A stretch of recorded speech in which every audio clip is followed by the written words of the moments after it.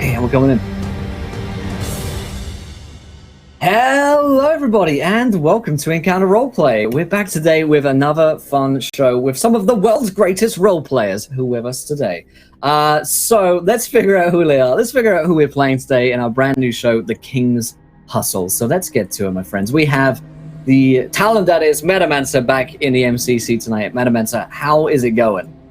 Great, I'm doing fantastic. Thank you, Will. I'm very excited for this new story. I don't think anybody's done anything like this for City of Mist yet, so I'm really excited for us to have it here on Encounter Roleplay. Amazing, incredible, and I fixed the non-green screen. It's just her hair is so cool that the program thinks that it's coloring it out Blue Jay. It thought my hair was. Yep, it's cool though. It's really not a green screen, I promise. But yeah, I'm Blue Jay. Most times I'm at twitch.tv/BlueJay, and I'm really excited for this new game as well, for all these new characters to play with, some friendos and some new friends as well. It's gonna be good. Absolutely, and we have new to Encounter Roleplay, Pumpkinberry, with us. How is it going, my friend?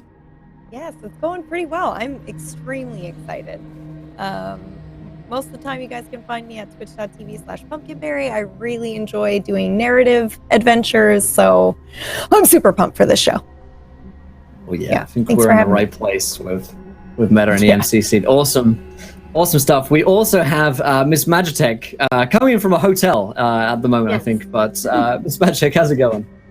Good. Hi, everybody. My name is Tracy, also known as Miss Magitech. You can find me at twitch.tv/Miss Magitech. I am traveling right now for work. I'm in Montreal, so I apologize that my internet's kind of potato right now. The video might be a little off, but I'll be back in my normal apartment next week. So, just for this week. No worries at all. And of course, we have the enigmatic talents that is Mr. Mad Morph. How's it going, Morph? Hello, doing well. Excited for the start of the season today. Nervous. Definitely saying more than just I'm doing good. In response to you tonight, I got some banter for being so nervous last time you asked how I was, and I just went, yeah, I'm good. The nerves back. Whispers. Yeah, ready to get into it. And you can find me at twitch.tv/madmorph for role-play and variety stuff. Absolutely. So before we kick this into gear, a couple of things.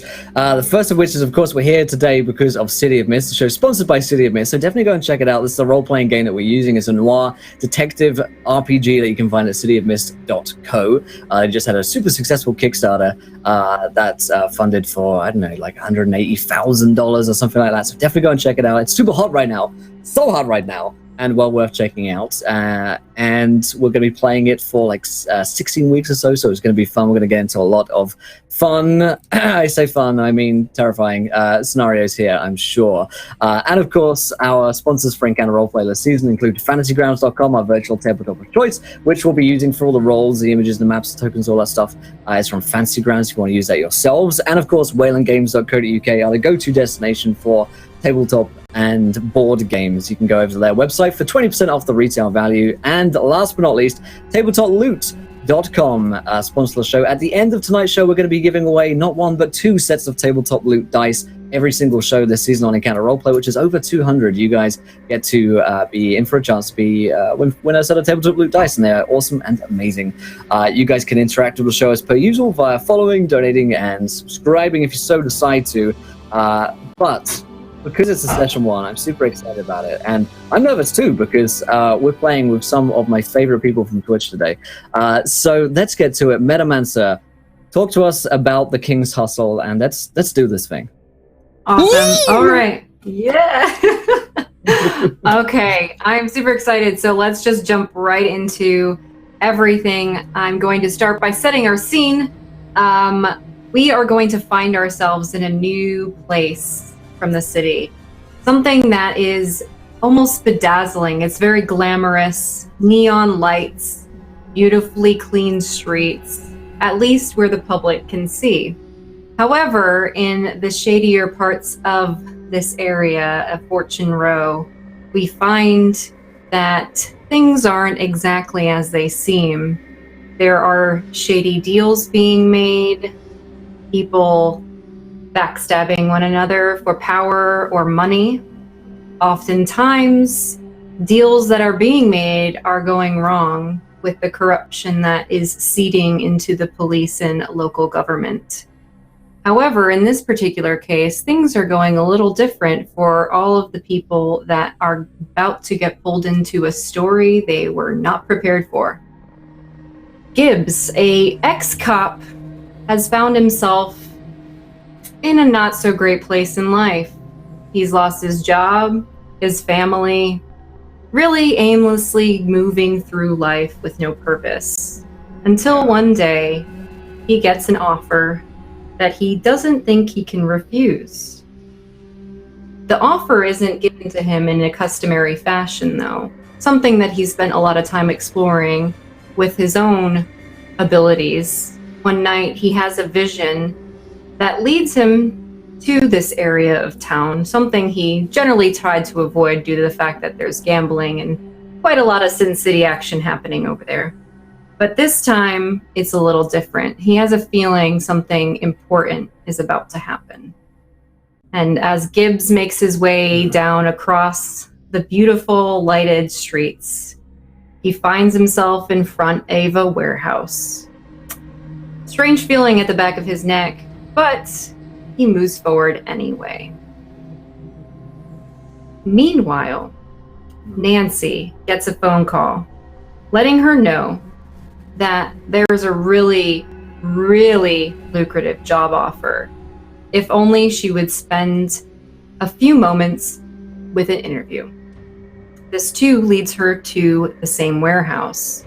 She's promised something that no one has been able to promise before. They promise to pay the tuition of her brother all the way through. No strings attached. On the other side of town, Sana has been getting a lot of information coming through this area of the city. In particular, there's a lot of high rollers moving through town, something that she might be inclined to be interested in. However, there was an important mention of one Francis Thornbottom, potential information to be provided to her if she were to attend a short 15-minute interview. And so she's given directions to the warehouse as well. As she strolls through town, noticing all of the lights, getting that feeling of wealth, but also some greed interspersed throughout as people traveling down drunk and really excited to be where they are. Everyone's making their own fortunes, as they say. And then, of course, there is Shepard Crane. Recently moving away from his past, he finds himself wandering the streets this time. He's not exactly sure what brought him there in the first place. Maybe it was instinct, maybe it was some other call. But nonetheless, there's information that he's going to be able to get passed along to him also with an interview. But he's got to do some work first. And so he heads his way over to this warehouse. And of course, Ava, you know this town really well. You know all the big movers, all the big shakers, and you've heard that there's some weird things happening over by the warehouses. And you're intrigued, especially because of the big payout that could happen if you were to get this job. Something that has never been offered in this part of town ever before. And so you two make your way to the warehouse. And as you all get there, there's quite a few other people that have shuffled through. You get moved into a room. On your way in, though, everybody had gone in individually. Each of you had been given a mask. The man at the front had told you, you must wear this mask at all times. Do not remove this mask. Do not tell people who you are. You always wear this mask. As for Crane, you, sir, are already wearing one. Please keep it on. And you are all shuffled through. Anyone that you see inside is also wearing these masks. Each of you is handed a number. This is the number that you are referred to during your interview. Nancy, you are number 1. Gibbs, you are number 3. Number 1. Crane, you are number 2. Sana, number 4. Ava, 5. All the rest of the individuals are given their own numbers as well, and you're shuffled off into separate rooms. Of course, because none of you recognize one another, you don't know who's here. Nancy, you find yourself in a room with 4 strangers. Everybody looks relatively the same. You know, some people are wearing a business suit, others are kind of wearing jeans and a t-shirt, but everybody's got the same mask. You can tell who's a male or female, but other than that, very nondescript.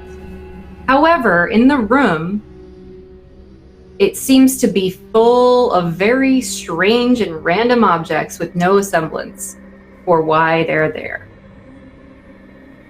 The lights haven't really been turned on. It's a little dim. There's like a couple of table lamps that are lit, showing off random clutter on these tables that are around. There's bookshelves, statues. It's a fairly sized room, but you don't know what's going on. Is this like a storage room? What's going on? There's nothing really particularly organized about it, to say the very least. So we could get murdered in here. I mean, you could. Okay. Potentially. Okay. Totally. Okay. All right. Yeah. The man at the front that's bringing you guys into each of these rooms, assigning you to the different rooms, he lets you know that the interview will begin in about 10 minutes. Crane, you're also surrounded by 4 other strangers. Likewise, Ava and Gibbs and Sana, you are also surrounded by 3 strangers. You don't know it yet, but you're in the same room. Over the intercom. Everybody, please keep your masks on once more. Your interview will begin in 5 minutes. We will be closing the doors and then instructing you on what needs to happen for your interview to be complete. Thanks for your patience. Intercom goes off. Does anybody like to do anything? Does Crane's mask look different from the rest of ours? A little bit, yeah. And I think what's happening is for Nancy, she's like either sitting or leaning somewhere and probably like doing the like, I'm a natural investigator, like let me like see if there's anything different about any of these people, and she's just trying to like get a read on them even with the masks. Like if the mask only covers the front, then she tries to make sure that she takes a look at the back of these person's head so that maybe she can remember them later. And Okay. Yeah, definitely. When you were passing through before you guys were assigned to each of your own rooms, you would have seen Crane. Yours goes all the way around your head, right? Crane? Yes. Yeah. It's kind of like almost like a lucha style, so it's like okay, yeah. tight at the back as well. Yeah. So, why'd you get that fancy one?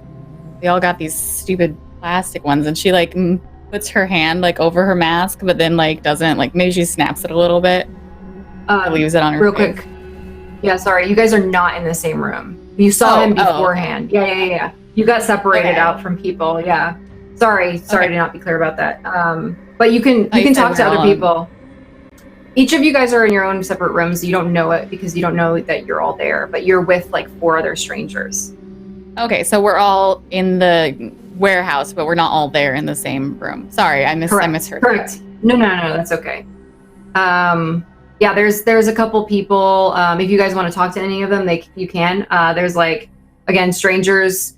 Some people are like starting to look at the items around. Everybody's got the same type of room. It's like clutter. There's a bunch of random crap in there: tables, bookshelves, chairs. There's like upside down lampposts or some that are missing. You know, the lampshades. It just doesn't make any sense at all. It's crazy in here. It's like an escape room.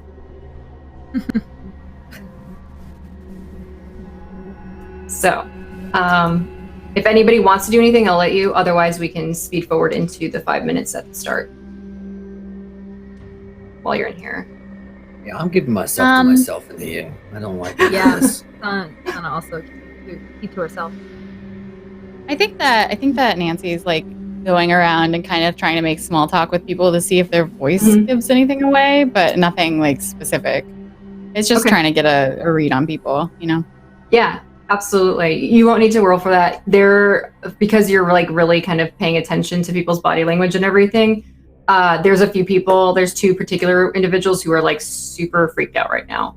Like they're on the verge of panic attack, kind of like they're standing in the corner trying to like figure out if they should even be here. You hear whisperings like, I don't know, man. This is doesn't seem good. Like, what if they're gonna kill us? What are we gonna do? I mean, it's not worth the money, right? I think that she, like, knowing that they're trapped in a small room with these people and that she really doesn't want anything to risk her, like, potential payout, she would, like, notice that they're really super tense and, like, go up to them and just try and make small talk and be like, so, how did you guys get invited here? Or just, like, it doesn't even need to necessarily be like role play. Basically, she's just trying to calm them down. Yeah. Get their minds off of the because she doesn't want them like freaking out and like ruining her shot. Yeah, and she can tell that they're like stressed. Okay, yeah, that's fantastic. Yeah, absolutely. I would say that you probably can sway them pretty well.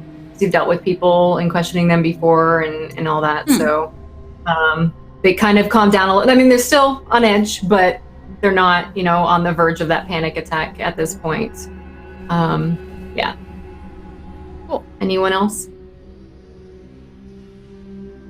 Okay. I'll just watch. I won't interact with anybody. Yeah. Everybody's rooms, there's at least one person that's not okay with the situation kind of deal.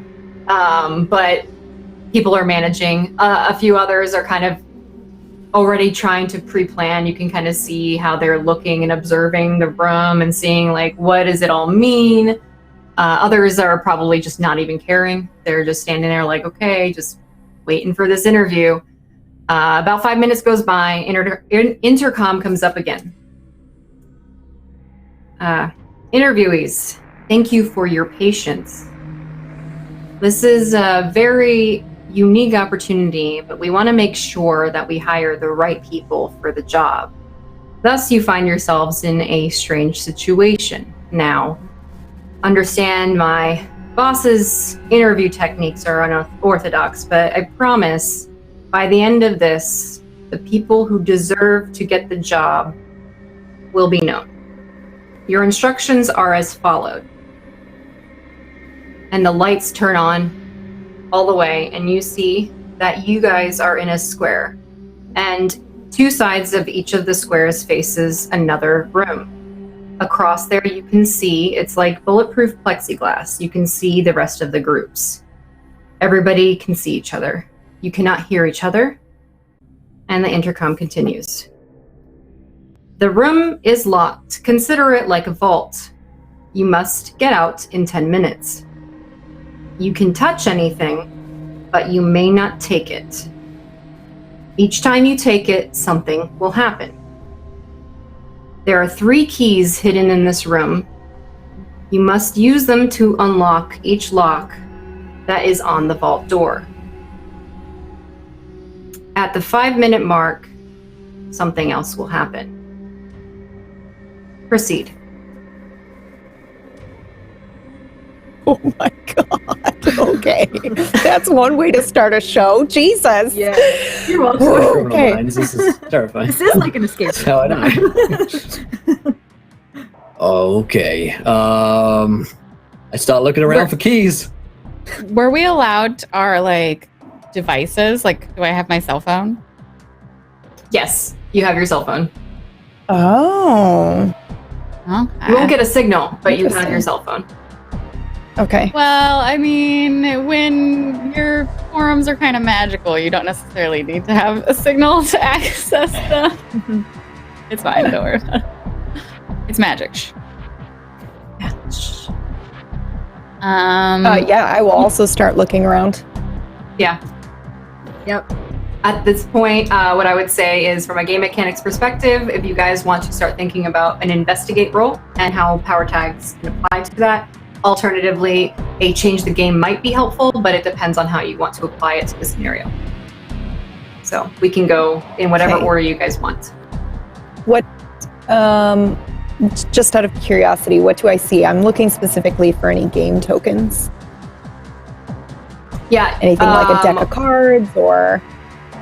So with that, you're going to want to do an investigate. So let's talk about what that looks like for the roll. So an investigation is very straightforward. It is the roll plus your power. So any power tags that are applicable to you being able to have insight into something. So this is going to be completely up to you which power tags are selected. You can also alternatively just do a straight roll. If you don't have a power tag that applies, that's okay. One thing I do want to make sure everybody has on their side, you can write it as a note, is that you're going to have a negative effect right now, which is pressure at a 1. So anything that is a mental problem, you're going to have it at a -1 at the moment. Okay.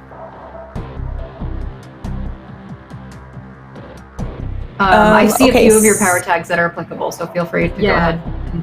Sana's gonna just like scan the room, and I would like to use my snooping around power tag. Yep. Go for it. And so I would do. How many would I roll for just like one power tag? Yep. So you're gonna do a flat roll because of the -1. Okay.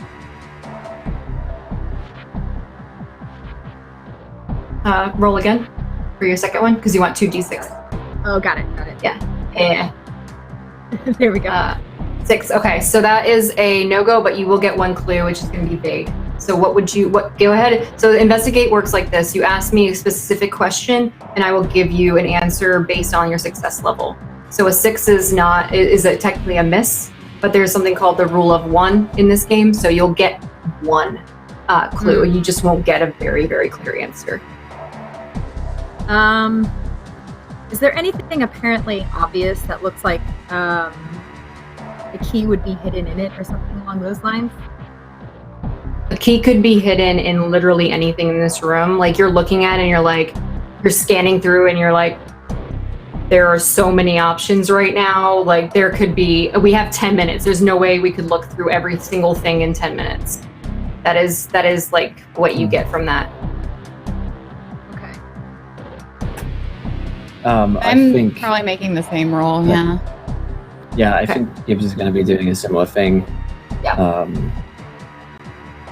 Just get a scan. No stone left unturned, and I think my attention to detail are probably the only ones that are going to work here. Minus the block. So let's see how the dice is going to be. 9. All right. Not bad. I forgot to put a modifier in, so actually, 10. 10. Yeah, so you get one clue, and I'll give you a clear answer. PB, did you figure out which power tags you wanted to use? Yeah, so I had a question. So if I want to, just mechanic-wise, so if I want to find game tags and then use those tags for divination, I would do 2 rolls then, right? Investigate to find the game tags or game tokens, and then, Correct. Just making Absolutely, sure. Yes. Yeah. Okay. No, you got it. So then could I just use my self-reliant and confidence, I guess, as a power tag to find the game tokens? Wonderful. Yeah, so it'll be a straight one. A straight roll. Straight roll. Yep. Okay. There you go. So 7. Great. So you will have one vague-ish clue, but what I'll do is I will allow you to find. There is a deck of cards, and I'll tell you a little bit about that in a second. Gibbs, what is your question? What is your investigation? You said there's a lot of things that look like they're out of place, like upside down lamps and stuff. Is there something that looks like it's really normal? Like just a really plain looking old couch or something like that? Yeah, actually you notice that there's a lot of pictures on the wall that don't seem very disturbed. That doesn't look They're fucked the- up. I'm gonna go take a look at that. Okay. And Nancy. Yeah, I'm gonna roll with my investigator tag, obviously, and I'm gonna also use independence. I'm not gonna ask anyone else. I abandoned trying to help other people because I feel like now it's like me against them. And I'm also in trying to make sure that no one else like is just killing me around and like getting the clues I'm getting. I'll use Sneaky the Spider. So that's +3, -1 is +2. Yes. Yes. Okay. So 2d6 +2. 11. Awesome. Great roll. Fantastic. Yeah, go ahead and ask me 2 pointed questions. I will give you perfect leads and or direct answers. Okay, so they said that this is a vault, right? Mm-hmm. And they told us to look for the keys, but they also didn't tell, like, there's not necessarily, like, is the vault door just the door to the room? Is that, like, a question? Yeah. Well, no, that's not a question. You can Okay. distinctly see when you walked in, the door was, it kind of looked like a vault door. Okay. And when they closed it behind you, it locked. But then when you look at that door from your end on the inside, there is 3 different types of padlock type key. Okay, so the first question is, like, she's basically taking a look at these padlocks. And the question is basically, what type of key is she looking for? Like, are we looking for, like, a old-fashioned, like, key? Are we looking for, like, a small gold one? Like, you could tell by the size of the lock what the key might look like. So the first question is, and you don't necessarily have to, like, know, but, like, her getting an idea of what the keys look like. And then the second question would be her looking for, not necessarily like jars that those size keys could be in, but like she's looking for the same type of metal objects that you could just like blend into. Maybe. Okay. I don't know. Yeah. Okay. So the first one, the first padlock, I'm going to go in kind of descending order because they're stacked on top of each other. So the first padlock, you notice that the padlock itself has a brush. Like it has like an embossed brush on it. Mhm. The key on that though is it looks like almost like it would be like a standard house key, like a more modern house key. The second padlock has a flashlight on it, and the bottom where you would put the key looks really old. Like it could be a skeleton type key, it could be something else. The shape is so vague it would be hard to tell without like an imprint on the interior. And then the third one, there is an embossed box on it, and that key looks more intricate. The design is a little bit more complex. Like a bunch of tumblers sort of thing? Yeah. Okay, can I revise my second question? Absolutely. I want to see if I can find things that look like this brush, flashlight, and box. Absolutely. Yes. There are a few items throughout the room that have similar meanings based on the symbols that you saw on the padlocks. Okay, and when she's looking for these, she's definitely trying to like, I'm going this way, and then I'll like turn around because she doesn't want like anyone else in the room to be like just following her footsteps. Okay. Yeah, definitely. I will say some of the pictures probably stand out to you. Pictures on the walls? The pictures on the walls stand out to you. There's a few items that have actually been like encased, like you know how in jewelry stores or like museums there's like valuable artifacts that look inside of like glass cases. There's a few of those that are shining with light. There's a few more items throughout the room. Some of them are like boxes, like cardboard or shoe boxes. Others are like intricate boxes, jewelry chest boxes, all sorts of different types of boxes. Okay, so that's probably gonna be the hardest one. Yeah. So those are your clues for the time being. Got it. What about you, Crane? What would you like to do? I have a couple of things in mind. First off, I think Crane would have positioned himself by the door. Anyway, whilst they were waiting, I want to like slowly turn and just he kind of like drags his hand down the door. He's trying to suss out whether or not he can actually, if they're getting low on time, just kick this thing through. He's trying to get a sense of how sturdy it is. Mm-hmm. Is it like, so what does he deduce from that? Is it like a legit bolt that he's just like, Yeah, it's a legit bolt. You would be hard pressed to be able to actually break through. You're like, okay. I could maybe do some dents into it, but as far as actually pushing it all the way open, not likely. Okay.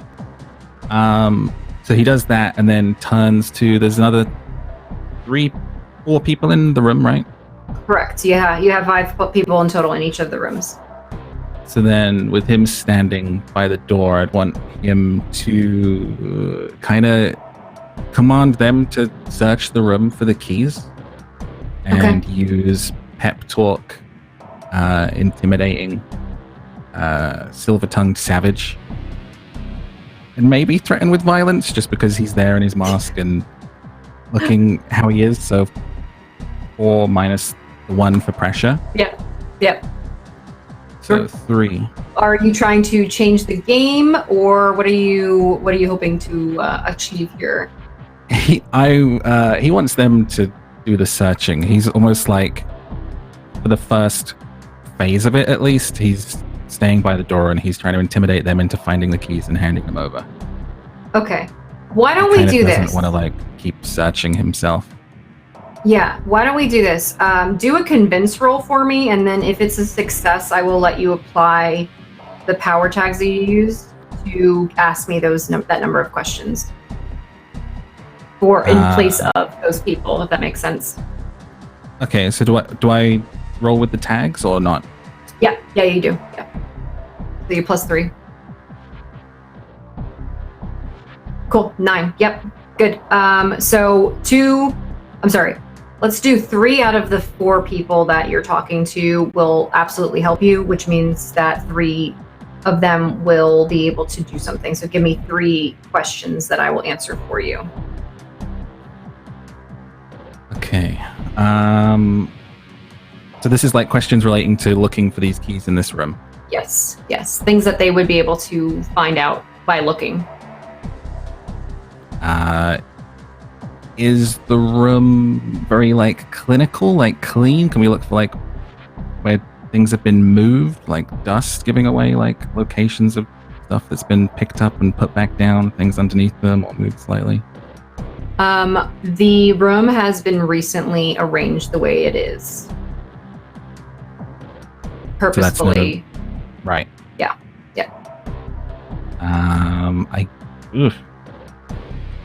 I guess they would just be looking for anything that sticks out like a sore thumb, just kind of looking through all this oddness.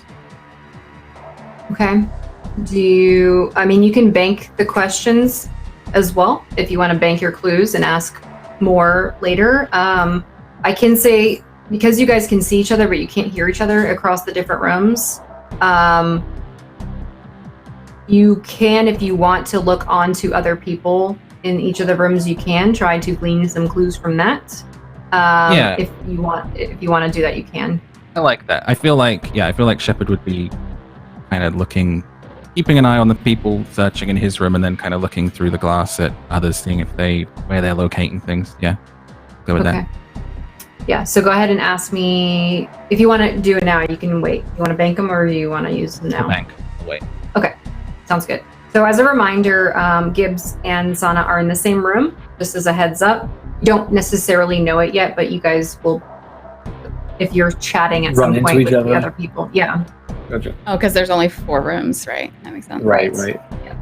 I'd probably, as I'm looking at these paintings, and I'll say, hey, you take a look at this with me. I'm not exactly an artist. They look kind of weird, like normal, you know. And I can start just just feeling it. What are they of? Are they of like pastoral scenes, or are they people? Or what kind of paintings are they? Some of them are just scenes of landscapes. A few are of the city. There's some pictures of like people gambling. Those are more photography rather than actual paintings. Each of them, though, I will give you this due to your inclinations. Something about being around them, you don't want to touch the paintings, or you want to at least be very careful.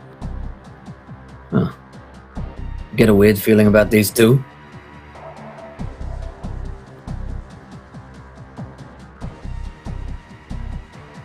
Oh, you're I think muted. She's muted.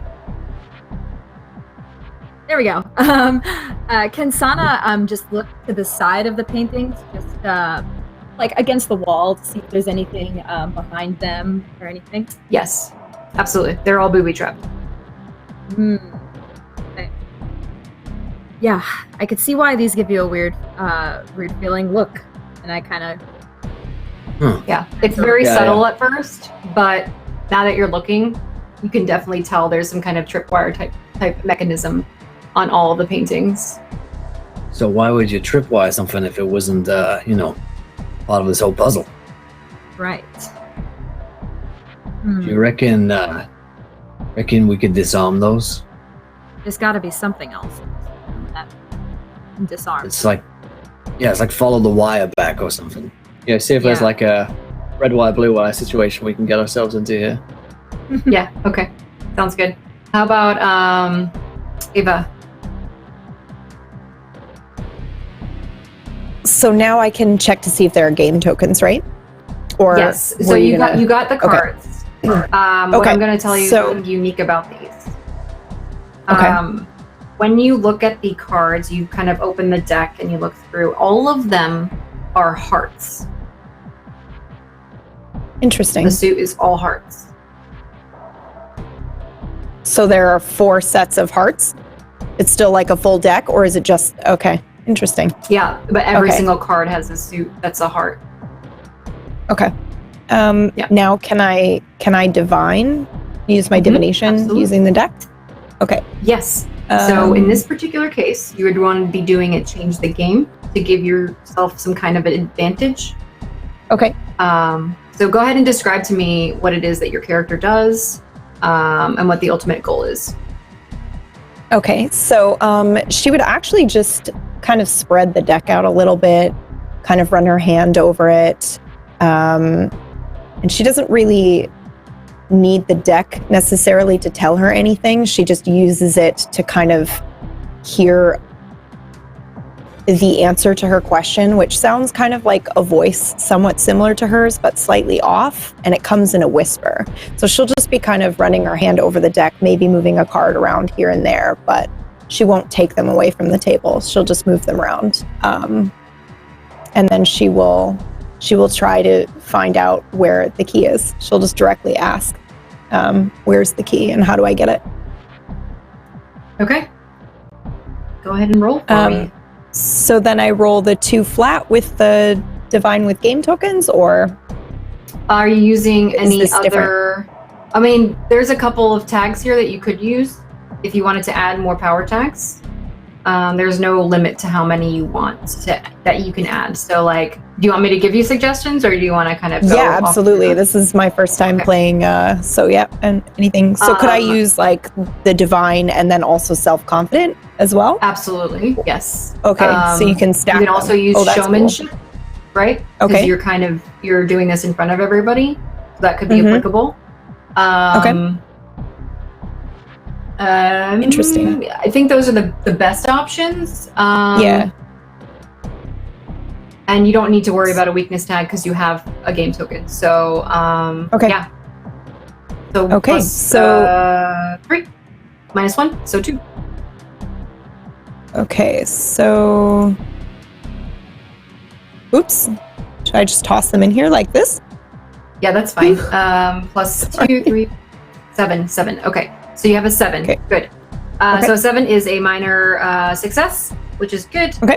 And you can go ahead and give yourself either a story tag or give or reduce the status. So if you would like, this is an example where you could use your power tags in the case of the +2 to remove the pressure negative status if you wanted to remove it from yourself.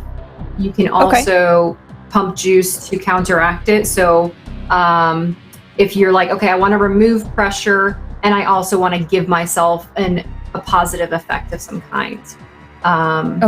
So that's what the change the game will be. So like maybe in the case of what your goal is finding the keys, maybe you want to give yourself a temporary story tag of, I don't know, heightened senses or guided hand or something that fits with something investigation. The motif of the character. Okay. Yeah. Okay. Yeah. Or So could yeah, you I give would the love keys to a do that tag? actually. Did you give the keys a tag of easy to find? Yeah. What? Really? Yeah. That's super cool. Yeah. I love this game. Yeah, that's fantastic. Okay. So yeah, I'd like to remove the pressure from myself and make the tags or make the keys easy to find. Okay. Heck yeah, I'll Great. do that. So yeah, absolutely. So our temporary story tag for you will be easy to find. Okay. And that basically gives you a +1 to your next investigation rolls that have to do with finding the keys. And then you can remove the pressure, so you don't have a -1 anymore either. So that will get you. So basically, you're kind of going through this process. Meanwhile, in the room where Nancy is. Hey. So yeah, she looked at the padlocks, and she started like looking around the room. And you pointed out the pictures to her, and she saw in the other room that there were 2 people in masks investigating one of the pictures. So she goes over and she probably notices, same as them, that they're booby trapped. And so what she wants to do is, she's not thinking about, and it's interesting because she's using her powers, so I think that would be change the game again. But what she's doing is like, instead of, I mean, tell me which one this is, because like either she like takes a picture with her phone and uploads it to her all the wisdom forums, which like aren't really accessed like internet wise, it's like her magic. And uses know who to talk to have someone be like, oh, this is how you do that. This is how you would take apart this booby trap. Or she uses secret paths to just get around the booby trap instead of like disabling it. And that would be like, instead of opening it from, like, you know, in Ever After, when Da Vinci opens the door by taking apart the hinges instead of undoing the lock, like it would be like that. Okay. Because it's on a wall and there's no exit, I would say the first option would probably be more realistic for her. Yeah. Okay, so yeah, she takes out her phone and she like takes a picture and then she like uploads it, and probably someone else in the room is like looking at their phone and seeing it doesn't have service and being like, what are you doing? But of course, because it's magic. Looks like camera and you play an ad for like the mobile network that you're on that has servers everywhere. Yeah. Well, it's not my phone. It's just this forum. I couldn't go on Twitter. But so I'm using all the wisdom sealed in a jar and know who to talk to try and get the info on how to dismantle this trap. Okay. So that's +2 -1, right? Yes. Okay.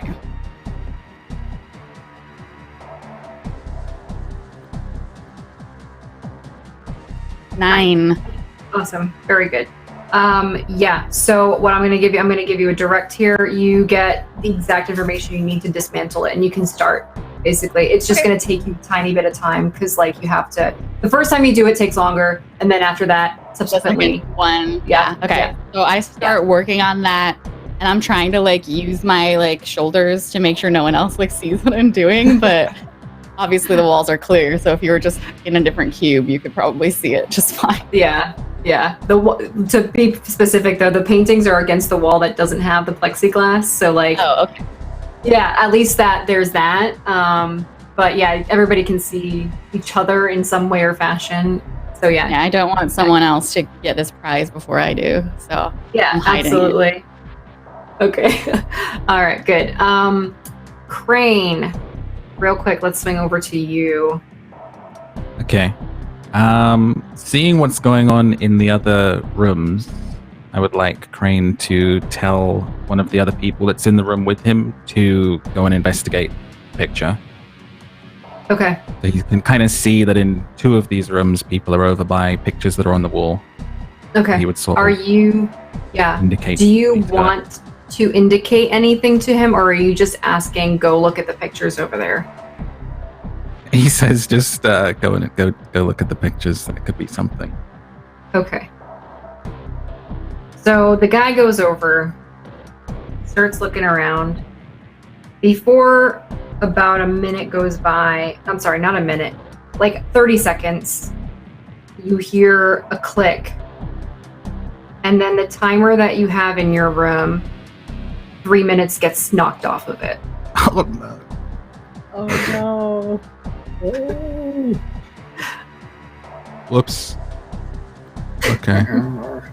I thought something bad was going to happen to them, but it's bad for Everybody. in here. Oh dear. This my room though, not everybody's room. Correct. Okay. Okay. And the guy Whoops. like looks at you and he's like,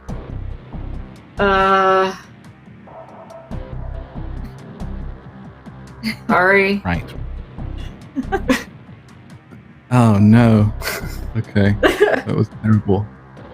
At this point, we just feel a slight little bit of anxiety setting in that we're kind of in this box and we just lost 3 minutes. So Crane actually joins in with the searching, I guess, going around and like lifting things up. And he's like, Okay.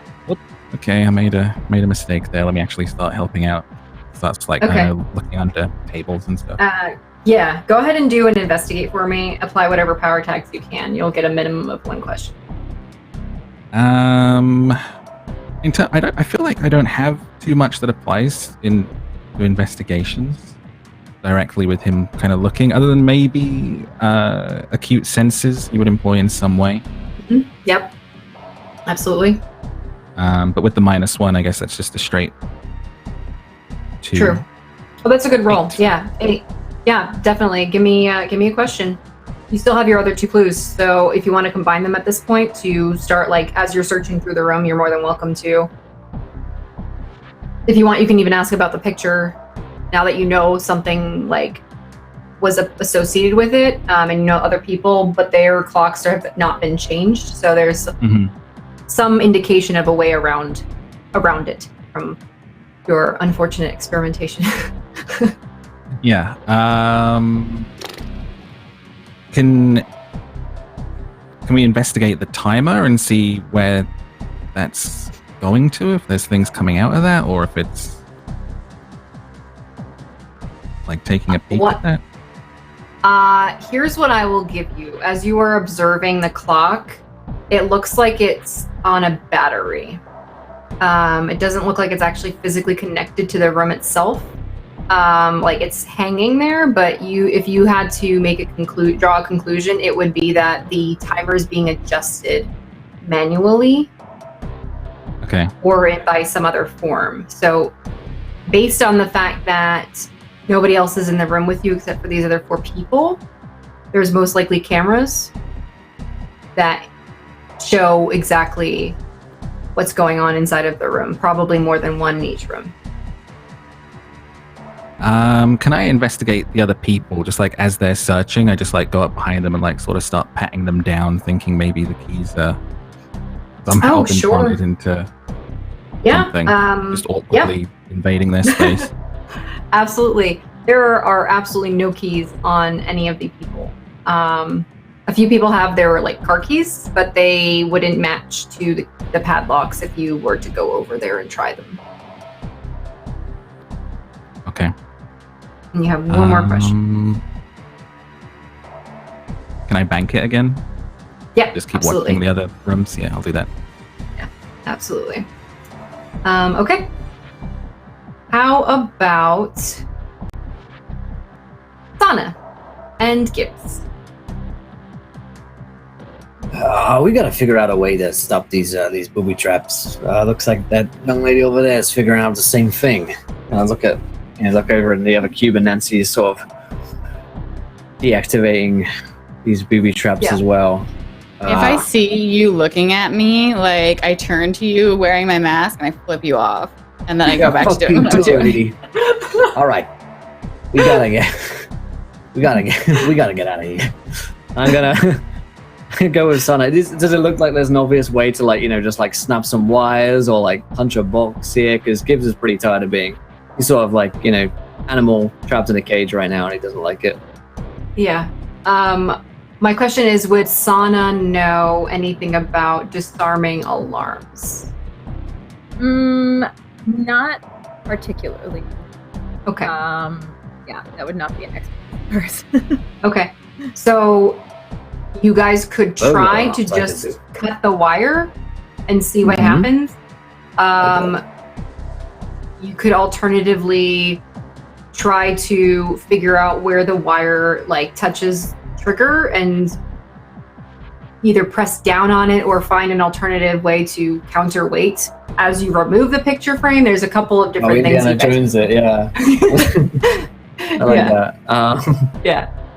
I think Gibbs might have some history with alarms, just like burglar alarms, though. Yeah. So he probably doesn't really have a deep understanding of that, but like he probably has that knowledge to know that we could find something here, maybe, and we could just like replace it, and it won't trigger the booby trap, and start sort of looking around for like I don't know what weighs as much as these paintings, just like something around like a lampshade or something like that we can just Indiana Jones and swap it out. Yeah. Okay. All right, I like what this I'll idea. give you is that you could definitely, if you were quick enough, you could counterweight, like as you're swapping it, as long as the wire never leaves the trigger, like where the back piece that's hanging, helping the picture frame hang, as long as that never leaves the trigger, you could probably manage to pull it off. Okay. You know what? You look like you might be a little bit more delicate than me. All right. I'm like too busy smoking. I'm like chaining cigarettes too. Might need both hands. Okay, let's try. I'll keep an this eye out. then. Okay. Let's see if this works. All right. So Are we giving her super unhelpful advice? Like, okay, so great. the woman over there, she's doing this. Okay, she seems to be moving her hands slowly, and I just describing what Nancy. She's giving me the bird again. Yep. Okay. All right.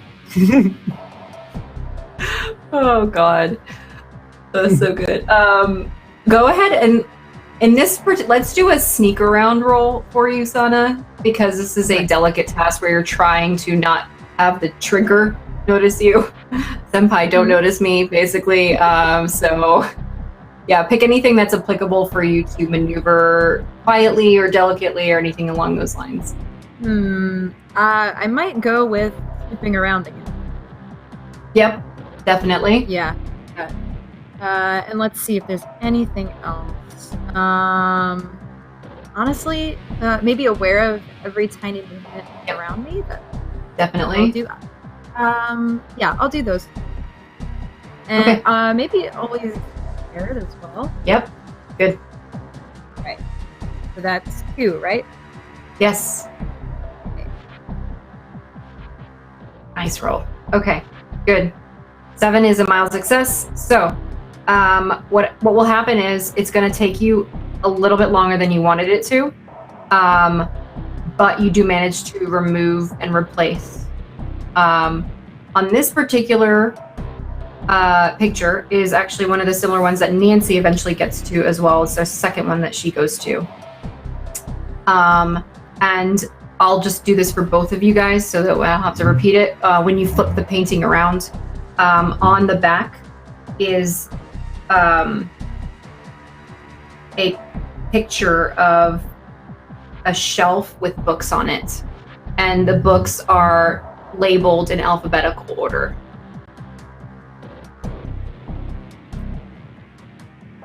So it's, And there are several bookshelves. It's Go ahead. glue. so it's a picture. Can I take it off the back of the? Is it Uh-huh. like tape?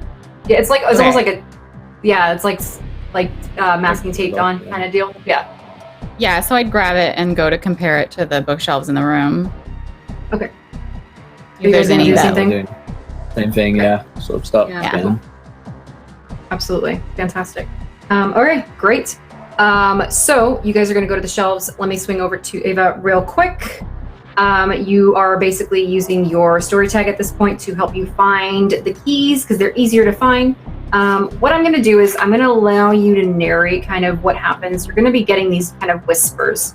The whispers are still the same for you as far as the voice goes, but they have Okay. like kind of an echo, implying like they're different keys. You get the same thing of like, it's not the same symbols as what Nancy was thinking because you don't know what she saw, but it's like light. It kind of echoes, the word light echoes to you. And then immediately followed by diamond. And then there is another echo. Yeah, diamonds are a girl's best friend, right? Another one that echoes to you is puzzle and box. Those are the two kind of very prominent whispers that you're getting.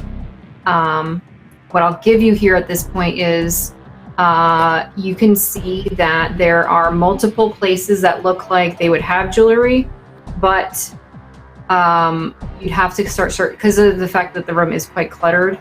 You'd have to kind of look around a little bit for a diamond specifically. So do you want to do another investigate, or do you want to do something else? I will go ahead and do another investigate. I'm going to go ahead and look for any of those things. I think the light, the diamonds, the puzzle, and the box. I kind of want to look. Well, obviously, puzzle is probably not anything in particular, but and I will go ahead and use my my confidence, I guess. And can I technically use bullshitting? Maybe. How do you think that applies? Just in like, I guess if you see something and she's kind of like, oh, this is probably it. This is most definitely going to be it. And then you just get there and then it's like, oh, well, it might not have been that thing, but nearby is something that she needed. I guess she's just kind of like that. Yeah, I will give you that if you're dragging along any of the other people in the room with you. Oh, okay. Well, sure. Because you're not you're not trying to bullshit yourself. You're bullshitting other people, right? So. Oh yeah, that makes sense. Where I'm like, hey, everybody, go check over here. Yeah, exactly. Right. Yeah, no, that's okay then. I will just do the self-confidence and I'll do the empowered tag if I can. Okay. Yep, absolutely. Okay. And you're at a +1, so 3. Okay, so is that 3 dice or a +1 no. and then I roll the 2? 2d6 plus 3. Oh, wonderful. So if you do / die space 2d6 plus and then 3. Is that right? No. Roll the d6. You rolled the plus. Whoops, whatever I did. Yep, I did by mistake. Sorry. Dice is. Yeah, they look really similar. Don't worry. I was like, how did I get a 2? Yeah, they're like There we 13. go. Okay. Yes, that's a fantastic. So you're going to get actually 4 clues because it's over a 10. So 4 clues, which means you can ask me 4 specific questions and I will give you 4 leads and or answers. Yeah. Okay, I can, and they can be specific. Yep. Like flat out, where is the first key? Or can I like how specific can they be? Okay. Yeah, you want to be like pointed about it. So like, which an example would be, what are the objects that represent light or diamonds or that kind of, that would be, that would be something to ask. Yeah. Oh, that would be perfect. Let's do, what are the diamond objects in the room? Okay. And then I can hold the rest of the questions, right? Yeah, you can bank questions. Yeah. Okay. For the entire scene if you want to. Yeah. So the ones that you see, there's a few small diamond, like there's earrings, there's necklaces that you found in some jewelry boxes as well. However, as you're searching through for quite a while, you notice that there's actually a pedestal, and it was obscured by some mirrors that were kind of like laid over to the side a little bit. But as you kind of move those away, you see that there is a diamond inside the middle of the pedestal, very much like a museum artifact would be. And inside there is, you think, some kind of a light, but it's not turned on. Is there a way to turn it on? Like if I look at it, is there like a switch or anything, or any obvious way to turn it on? Yes. Would you like to hit the switch? Yes. Okay. Yeah, I hope I don't kill anyone. I love asking that question. Okay. Yeah. So you hit the switch, the light turns on, and you know that that prism effect you get from glass light shining through goes beaming out of it and onto the ceiling. On the ceiling. Wonderful. Everybody, by the way, you most certainly noticed this light come on because it's quite bright. Diva over here got it. Fuck, that's is the following information. It is written: to be gold is to be good, to be stone is to be nothing, to be glass is to be fragile, to be cold is to be cruel. What am I? And I can repeat it again if you guys would like. One more time, good, please. Stone, nothing, glass, fragile, cold, cruel, or something like that. Yeah, gold is good, stone is nothing, glass is fragile, cold is cruel. What am I? What was the last thing that you said? Something is cruel? Cold. To be cold is to be cruel. Shit, it's one of those puzzles. You can't hear, fucking real things. but under her breath in her room, Nancy mumbles fucking and goes back to what she So that's your word puzzle for today. Okay, so I will bank the rest of my questions. I'm going to assume that that's a good, like, because I did an action and I got a result. So, okay. Yes. Okay. Yeah, absolutely. Yeah. Okay. All right. Nancy, you saw the clue on the back of the thing. You grabbed the picture. You're at the bookshelves. You find the bookshelf that has the books that are referenced. They're out of order. And so she like looks at the picture and then she looks back at the bookshelf and she looks around to see if anyone's like looking at her. And she like very quickly is like moves them, like trying to go as fast as possible so no one will like see exactly what she's doing. Okay. The moment that you place the final book in its right order, the bottom of the bookshelf pops out and inside is a key. Grabs it. That's in her pocket. Okay. Is it one of the ones, do I recognize it as one of the ones that looks like a house key, skeleton key, or one, like an intricate key? House key. Okay. All right. That would make sense with a brush. Okay. So then she goes back to looking around for like flashlights or something. Okay. Something. Yeah. Oh, it's probably that stupid fucking light on the ceiling. Oh, I hate it. Okay. Okay, so yeah, that's that one. Do you want to do another roll here at this point? Yeah, sure. She's just because she's found the house key, a brush she would think would go with the painting. So she's looking for whatever the flashlight could signify in the room. So anything that creates light that isn't a box that has a diamond in it. She's looking at. Okay. All right. Yeah, you kind of the big notable things is like there's lampshades and stuff like that. If you turn those on, there's no similar effect to what you saw in the other room. You do eventually find that diamond. It's obviously in a different location than the one that She Ava kicks had it. on hers. She kicks it. Yeah. Okay. The glass shatters around the diamond, kind of topples out, and He grabs the diamond. and nothing else happens. You have a very large diamond in your hands right now. Good. Do you take it? Yeah. Okay. As you Yeah, take it and I know, and you I put it know. away. Yeah. 3 minutes gets shaved off the clock. At this point, everybody except for where Nancy and Crane are, you guys have 1 minute and you're at 4 minutes in.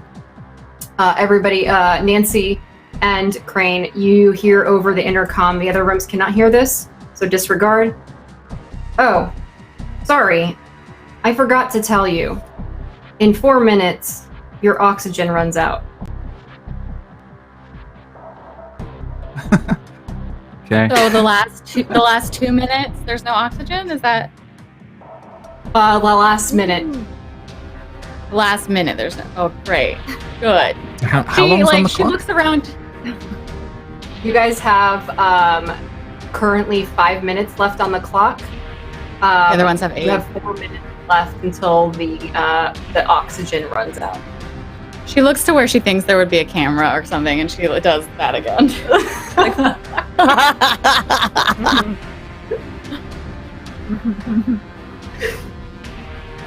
Intercom goes off. You guys didn't hear what happened in the other room, but all of the people except for probably Nancy and Shepard are panicking.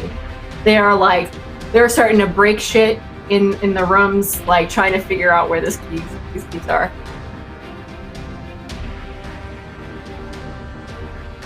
Okay. One diamond and everybody goes crazy. Jesus. Maybe on my first engagement. Okay, Sana. So we're looking at everyone running around, like going crazy. There are lights on. There's some puzzle on the ceiling. I'm hoping you're pretty good at riddles, because I sure as shit am not. So what good is gold? Stone, nothing. Glass, fragile. Would it be gold? I don't. Well, I know all about hearts of stone, so perhaps it has something to do with that. Don't know many hearts of gold though. Heart of gold. That's like song, Not many right? people I run into, but I think that's what the riddle is leading to there. So something about hearts. Is there anything in? Sana looks around, see if she notices anything in the room that might have hearts on it. Absolutely. Do you want to use one of your clues to find it? I'm gonna do be aware of every movement around me. Yeah. Okay. Increase my. Are you awareness. investigating? Yes. Okay. So is that just one? Would I just roll like one die? You would roll 2d6 plus your modifiers, so it would be a flat roll because you got the pressure right now. Okay.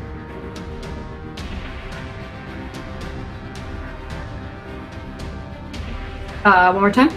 Oh, okay. You only rolled with one die, yeah. Soon I will get the hang of I know this. you're fine. You're fine. Perfect. Okay. So you go get 2 clues because you rolled over a 10. I'm sorry. Okay. One clue. Sorry, One clue.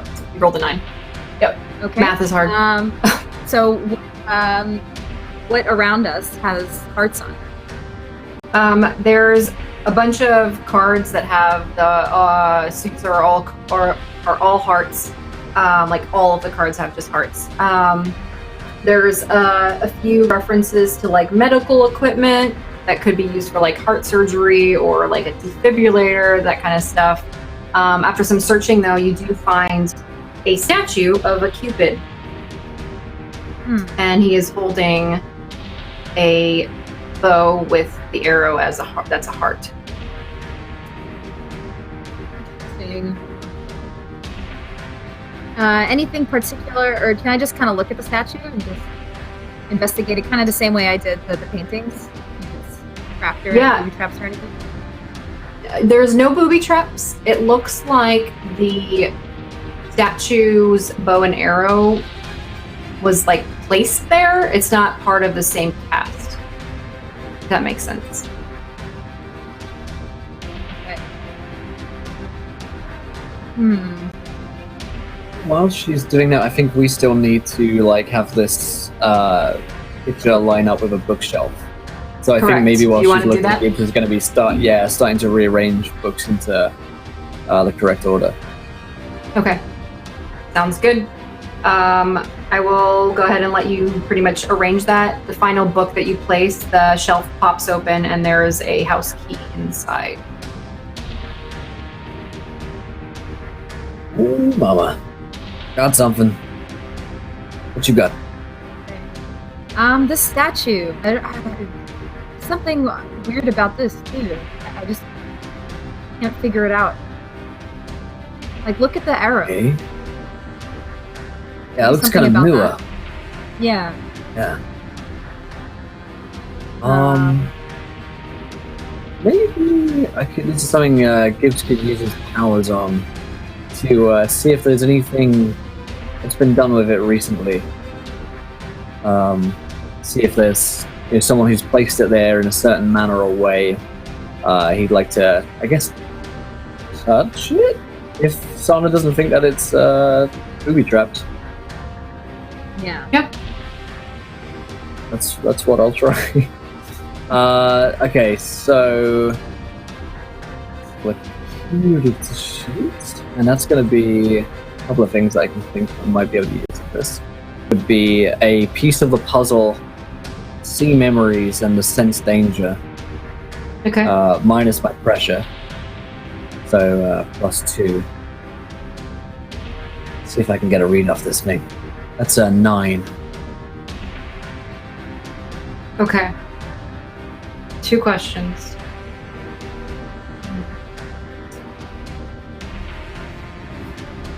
There's a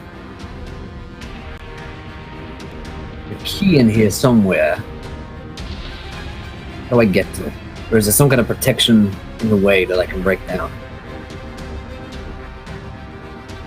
The statue does not appear to have any mythical imbuities of any kind. Is that even a word? I don't know. It doesn't have anything mythical about it. It's just straight up a statue. The bow and arrow appear to be like separately cast pieces that were then added to the statue. So like the Cupid himself has been like carved, and then the arrow and the bow appear to be made out of metal. It doesn't look too magic or anything to me, son. I don't like it. Said can't take anything, so I don't want to just take this arrow. Yeah, it's kind of what I'm thinking as well. Yeah. Shave off minutes of our time. I think I'm going to bang the next question because I'm not exactly sure what I'm going to ask yet. But Okay. we'll have a question soon. Okay. Sounds good. Let's swing right back into where Crane is. You have just been notified that the air is running out. Half of your group there is now smashing multiple objects, trying to find the key. A few people are starting to kind of like yell at each other. Like they're threatening to like borderline threatening to kill each other because the less people that there are in the room, the more air they have. So these people are kind of on the desperation mode at this point in time. God, there's so much going on. So we pulled the picture off of the wall, right? And that's what lost us some minutes. So we Yes. got that same information on the back Yes. that led to like the book stuff. Yes. So I could sort of picturing Crane, he's like standing in the middle of the room as people are just like losing their minds around him, and he's like staring at the back of this picture, and he's like trying to work that out for himself and trying to like see what that links up to, whether he can kind of continue with it. He's not too fazed about what's going on around him, and he's like, I guess, half paying attention to the riddle on the ceiling as well, but he's kind of focused on the picture one. Okay. You will find that there are multiple bookcases that look like the picture, and the books in the picture are in a specific order. Do you want to try to find that bookshelf? You want to use one of your clues to like find it? Yes. Okay, cool. Yeah. So are you going to start arranging it right off the bat when you find it, or are you going to try to do something else first? I think he focuses on the task in hand, so whilst he's still holding that picture and kind of putting it together, he just focuses on the books. Okay, cool. Yeah, once you place that final book in the right order in the sequence, the bookshelf pops open, and inside is a house. Okay, he takes the key. Okay. Do you do anything with the key? Do you hold on to it? Do you bring it to the padlock? Tell me what you're doing. Let's take it over to the padlock and put it in. Maybe he's thinking maybe that will like shut people up in the cubicle if he sees like, we've got one, come on. So Yeah, we're gonna okay. try and put that in. Yeah, absolutely. You put the key in the padlock, twist it, and it pops open. You got 2 left. A few people that are paying attention notice, and they're like, okay, we could still do this. We got like 3.5-ish minutes left. And they kind of walk over to you and are hoping to like help somehow. Okay, so at that point, turning to the riddle, which we can see the full words of the riddle, like it's gone through and it's like on the ceiling or something. Is that right? Mm-hmm. Yep. So Crane would be guessing heart as well, and he'd sort of say like, well, start searching for heart-shaped things and hearts, Okay. heart-related stuff, and like send them off to scatter the room. Yeah. Do you still have 2 clues or 1? 1, I think. Yeah. If you want, you can use your last clue to find the heart. Yes. Okay. You will find a Cupid statue with the bow and arrow as well. The arrow still being, the point still being the shape of a heart. And those 2 objects are metal, and the statue is kind of carved in stone. So the point of the arrow is heart-shaped? Yes.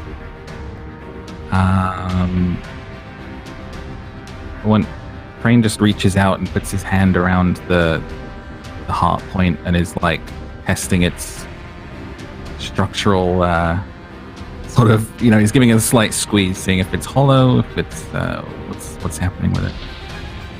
Not hollow. How much strength do you apply to it? Probably too much. Probably gonna crack a little bit. Maybe grab crumble. the arrow, and it like breaks off from the bow and the statue, and now you have a heart arrow in your hand. Okay, so I he think broke the it's like statue. As a point, like when I see 2 of the groups, 2 of the rooms looking at the statue, I'm definitely doing the same thing. Okay, that's totally fine. Yeah, that's why the glass is there. Yeah. I think we're waiting to see if it kills Crane to like pick up the arrow. Wait a second, and if nothing happens, then we'll take it. Wait for him to do it first. Okay, he's not dead. Does Okay, he only let's have go. a minute left? Or... Yeah, he's not dead. Would Ava be doing the same thing? Would she be like looking onward to the other rooms? Yeah, actually, she'd be observing, but I do think that I would like to go to, because I have 3 questions left. So Yes. I think I would like to head to the statue, because the answer to the riddle, I think, is heart also. So, Yeah. and I want to touch the statue, kind of run my hands over it, and basically ask the question of what here will give me or lead me to the key, or what here is the key. You get a whisper back. Shot through the heart unlocks the door. Okay. You little. Okay. Damn it, Benna. I had to. Okay. I gotta get my fun where I can. So does the arrowhead, the heart part, come up? Like if I touch it and I kind of move it, does it come out to reveal a key? Like does it move? Yeah, you can take the arrow directly take out it of out. the statue. Let me guess. Okay. The last padlock, the intricate key. Maybe not. So All right. I will take that. And then the next question I would like to ask. Okay, so I had light, and then I had diamonds, right? Yeah. Okay, I would like to. Oh, but the diamond led me to the light. Okay. So can that led you to the heart. Yep. So I would like to, having watched two people now go and rearrange the books into a specific order, I would like to attempt to recreate that and do that as well, so that I can hopefully get another one. I will let you use your clue for that. You will rearrange them in the order that you observed, and the bookshelf pops, and inside is a house key. Okay. I would like to attempt to put the house key and the arrow in one of the locks, if I can. Okay. Yep. Absolutely. The first one, the house key is pretty apparent. That's where it goes. Okay. The arrow, you thought originally it would go to the second one, but it actually goes to the third. And so now you have the middle one open, or middle one is the final padlock that you have left. Okay, and I think I have one clue left. So I had 3 when that started. Yes. So I would like to then, I guess, ask for a clue for the middle key, like where to find that. Okay. So I guess a direct question would be, which object in this room will lead me closer to the key? It will tell you, find a box that also is a puzzle. Okay, wonderful. Okay, cool. At that moment, the last 2 rooms, you have reached the 5-minute mark. Intercom turns on. That's right. We forgot to tell you. In 4 minutes, the oxygen in your rooms will run out. Intercom closes. I think probably like weirdly echoing what Nancy's done. Yeah, fuck you, buddy. Oh, we gotta get out of here. Oh, that's plenty of time. If anybody starts screaming, I'll tell you what, though. It's not going to go over very well. Just take a big deep breath. Get like my last oxygen in I can. Yep. All right, cool. Nancy. Oh. What are we doing? So, I definitely saw like every single room grab the arrows, so I take it. Yeah. Okay. I have both keys like in my pocket. I haven't used them on the doors yet.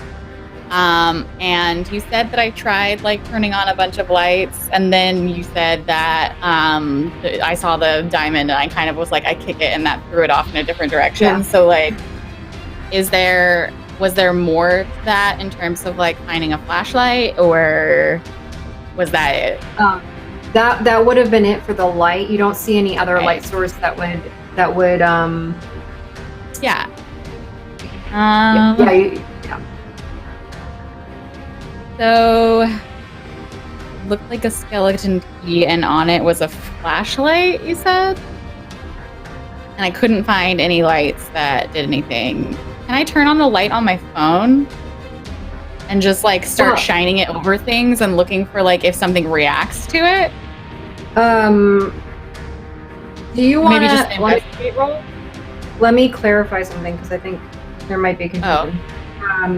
So the diamond light with the riddle is what led the other groups to Cupid, which is the heart,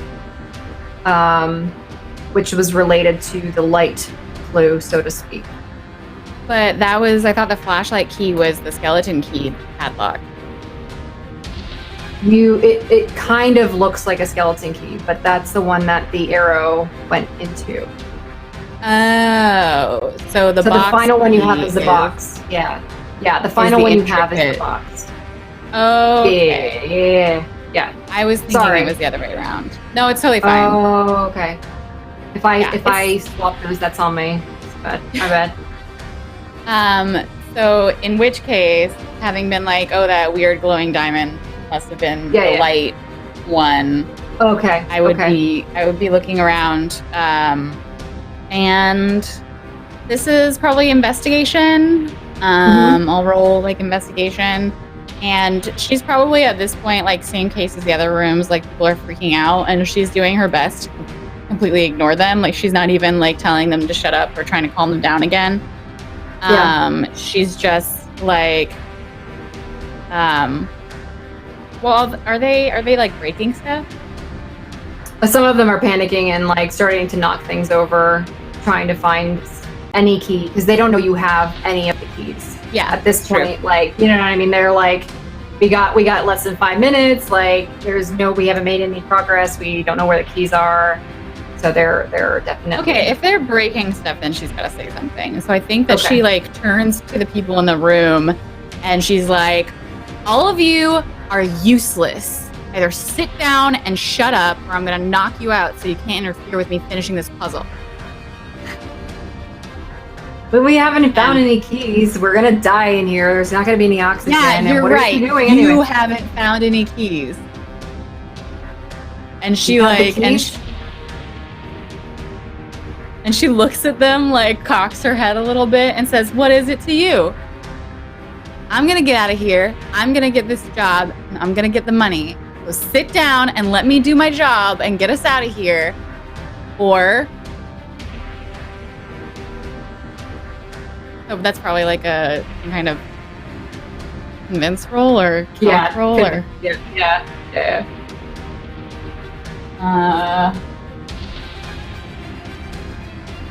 I just rolled 2d6 plus whatever, right? Yeah. So she's rolling plus independent, plus smooth talker. Okay. And then minus the pressure. So just this one. Yeah.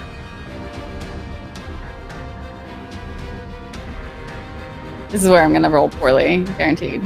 Oh no, you got not 10. bad. Good. That was good. At 10, they're all gonna shut the hell up. Sit down.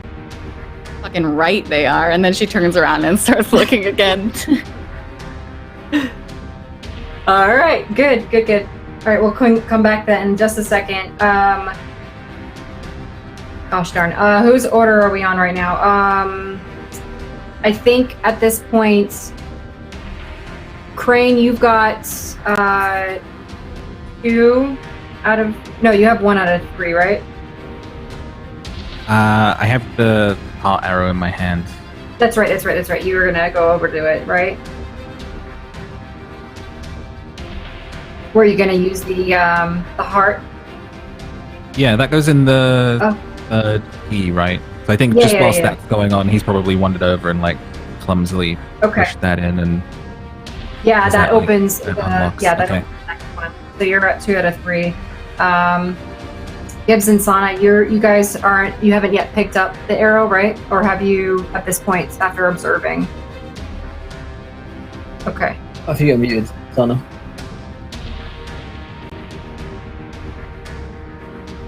Or it's connected to the network. We would say we would after see together as part of it. Okay. Cool.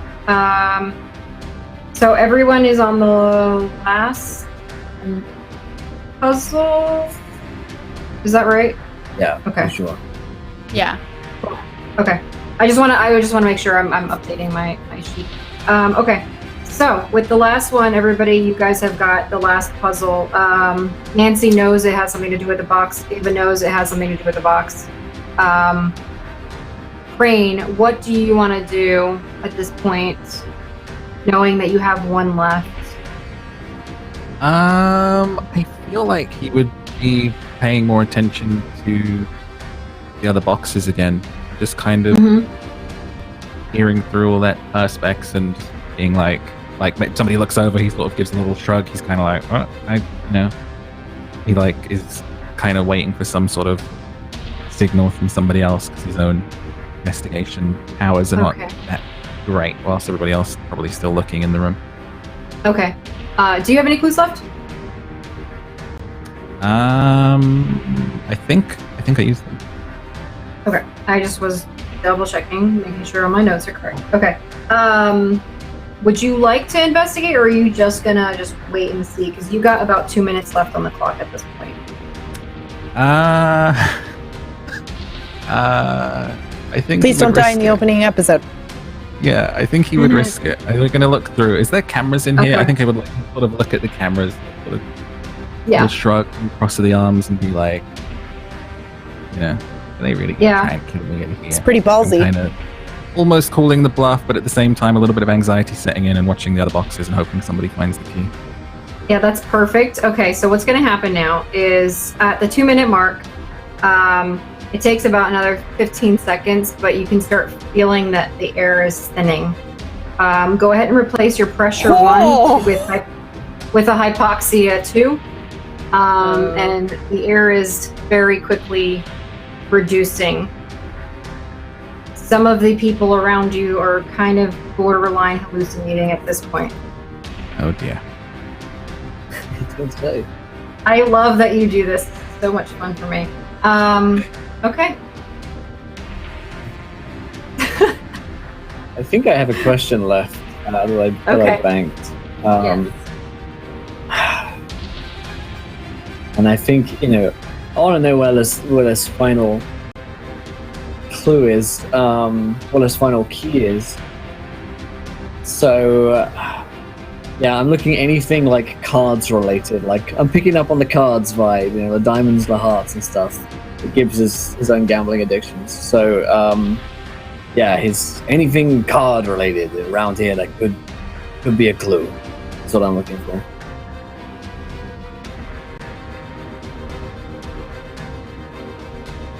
Oh, I think we might be muted, Meta. Oh yeah. Sorry. Yeah, you guys found the cards with all the diamonds already, right? Was Yes, it all I heart? think- On the heart. Hearts. Yeah.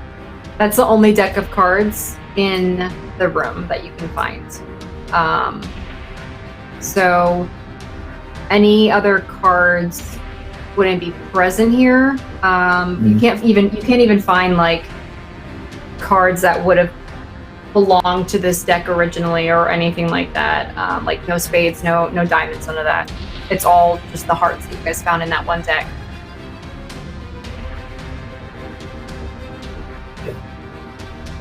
I'm at a dead end.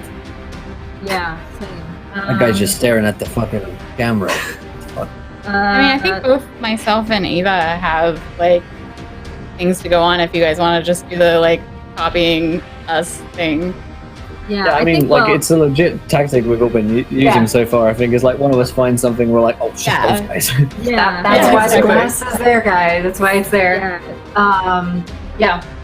So we can swing over to Ava if you want to do a quick thing here.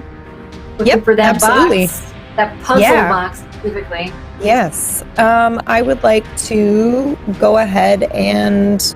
So when I divine, because it comes in whispers, I'm not able to get like a picture of where, like what the box looks like or where it is, right?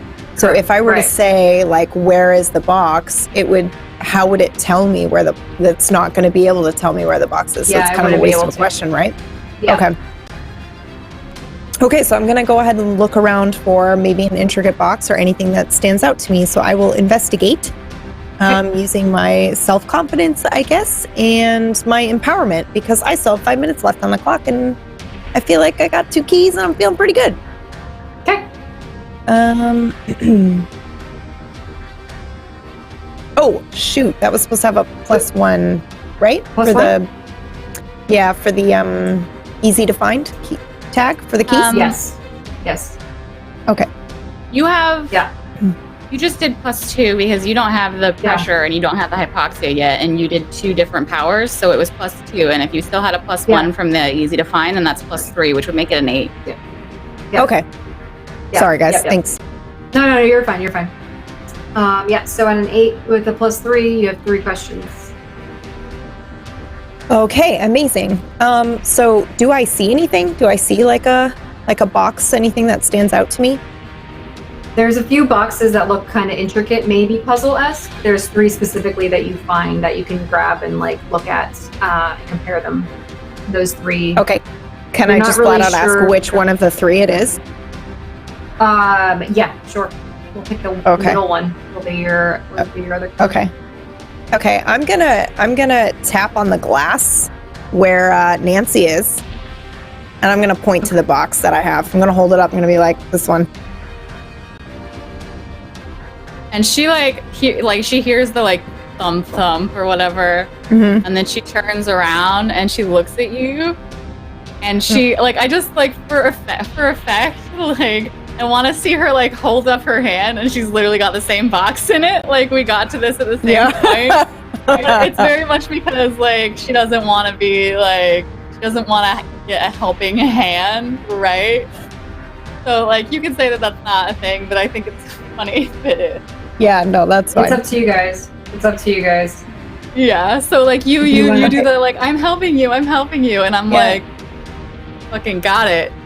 Yep. But also like that would be nice, but I don't take help from strangers. I can't hear you. Your mouth is moving, but I can't hear anything. Because they're glass, right? Like I actually can't hear her, right? Yeah, no, you can't hear you. Yeah, but you can see her like immature, like I totally found it. It's fine. Like you could see her, like shrug and they're like, okay, like cool. She's very much being like, yeah, whatever. I also found it. Okay, so I will. So what do I see when I look at this box? Is it locked? Is it closed? Like, is it? Would you have ever seen a Chinese puzzle box? Ooh, I don't think Would so. your character Actually, ever see one? Yeah. I don't know. It's up to you. I It's don't. up to you to see. Yeah. No. Yeah, I don't think so. So she would- Yeah, no. Okay. Mm-mm. It's strange. It looks weird. It looks very complicated, complex. Okay. You'd have to probably like go through the process. Like some of those puzzle boxes have like literally 41 steps that you have to take to open them. So Holy crap. Okay. yeah, they're very, very complex. Okay. So then, am I allowed to use my divination, I guess, question to ask what the steps are, or what the solution is? Is it like I've never actually seen a Chinese box before, so is it like a Rubik's Cube, or?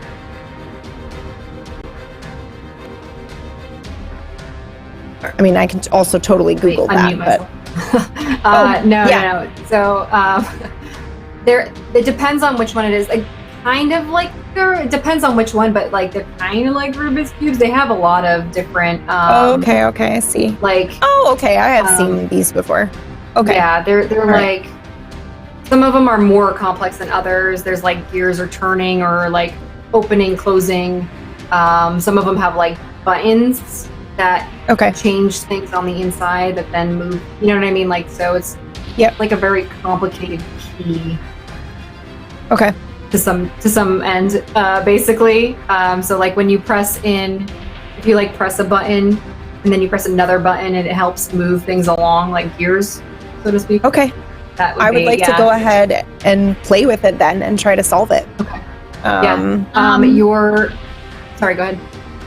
No, I was gonna say, like, you showed me the box, and like, even though like she was just like, yeah, I have it right here, like it was probably just sitting on a table next to her. And one of my power tags is don't owe nobody nothing. So I think that like she knows that you were trying to help her, and like her payback is like she's good at puzzles, not riddles, puzzles. And so like probably like she like holds it up and is like, and I could do the like game changer or whatever to get the tag to be able to actually do it, but like fictionally that like don't owe anybody anything is like she knows that you were trying to help her, and this is her being like, we're even. Okay. So like I could like either like help you, like lend a helping die to you opening it, or like vice versa. Well, I'll let you go to do it, and then I'll just follow you if you're gonna be that nice and show me how to do it. I think, am I allowed to do that? Just pause time and let you go and do your rolls? Yeah, you guys can always hold moves. That's more than like that's 100% up to you, because everything happening within a matter of seconds of each other.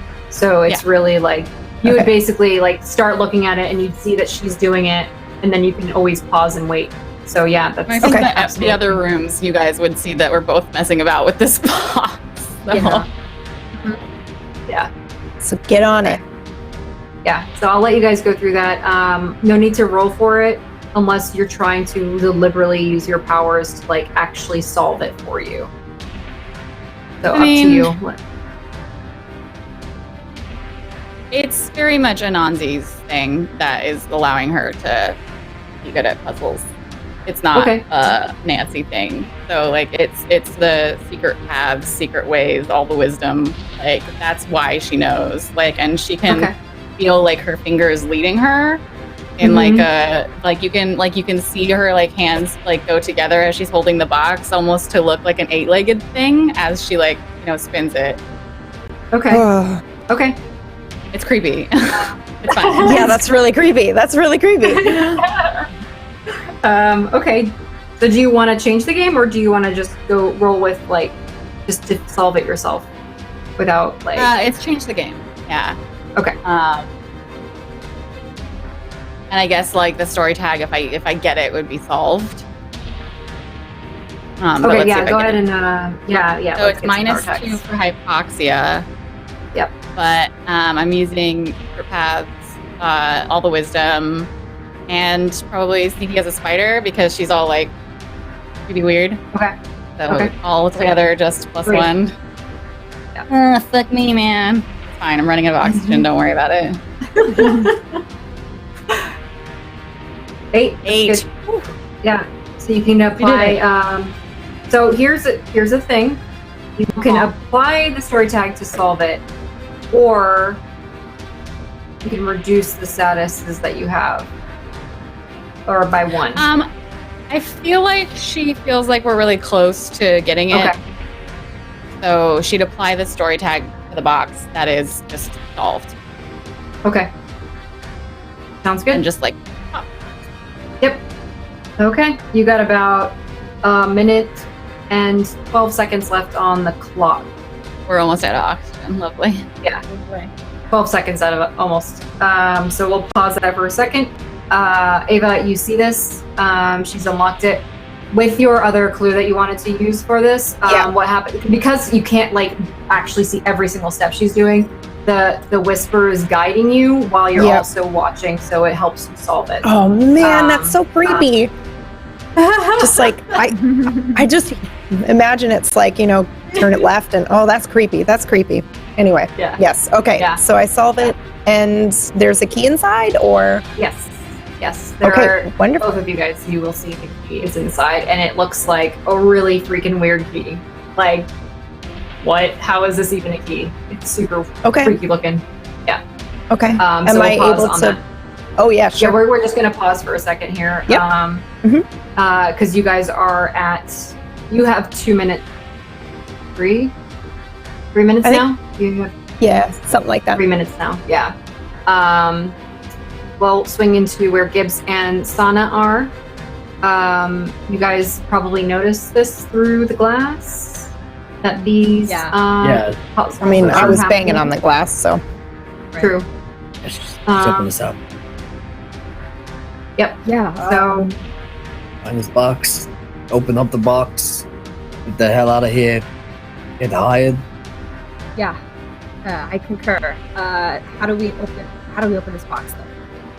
You have to find Yeah, I gotta find We it have to first. find the box. find it. Yeah, so I guess. Did we see how they found the box at all, or did they? Right. Just... Everybody's stuff is in different locations. Right. Okay. Gotta take a look around. So you can use an investigate if you want. If there's Yeah, I anybody think just- who's got questions, you can use that too. Okay. Yeah.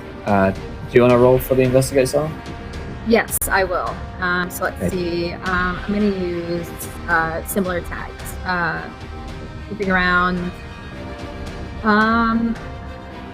Maybe always prepared and. Okay. I think I'll just go with those two. Those are more relevant tags.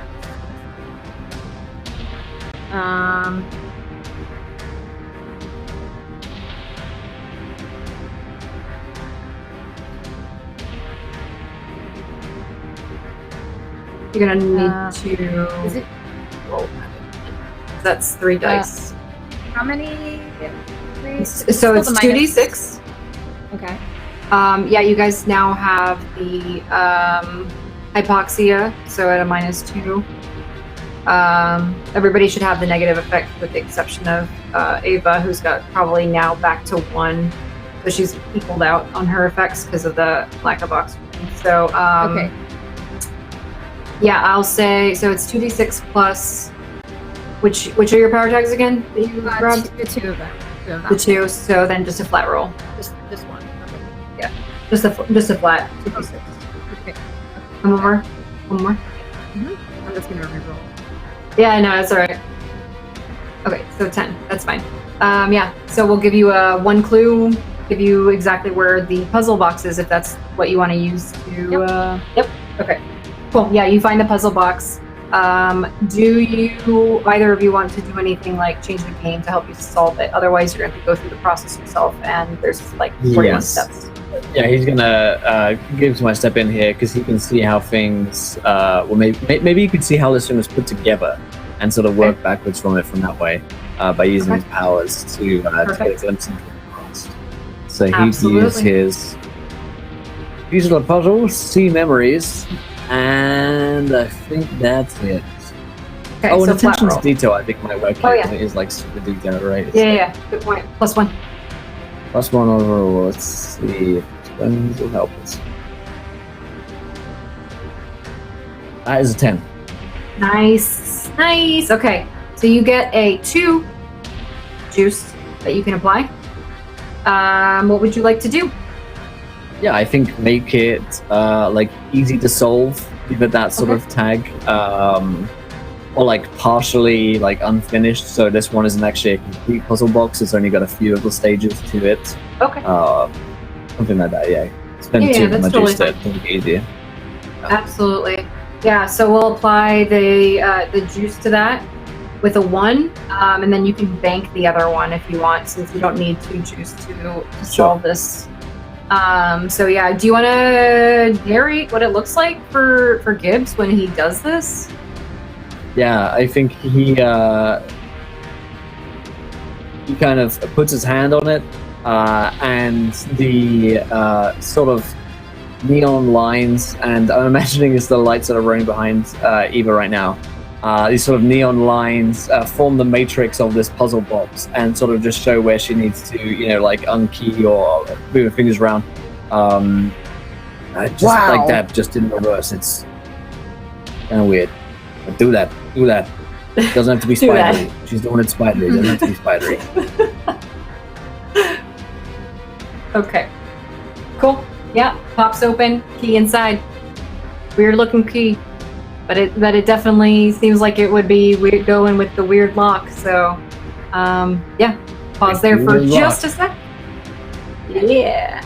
And Crane. Oh my God, Crane, you're running out of oxygen, man. Crane, don't You're running die. out of oxygen. What are we doing? I'm You want to find the puzzle hoping- box? whilst this has been going on, that the people that I previously kind of commanded over have been smashing enough things and searching enough things that they may have located a box that we're kind of aware of from the other rooms. Yeah, they brought you like 6 different boxes. Okay.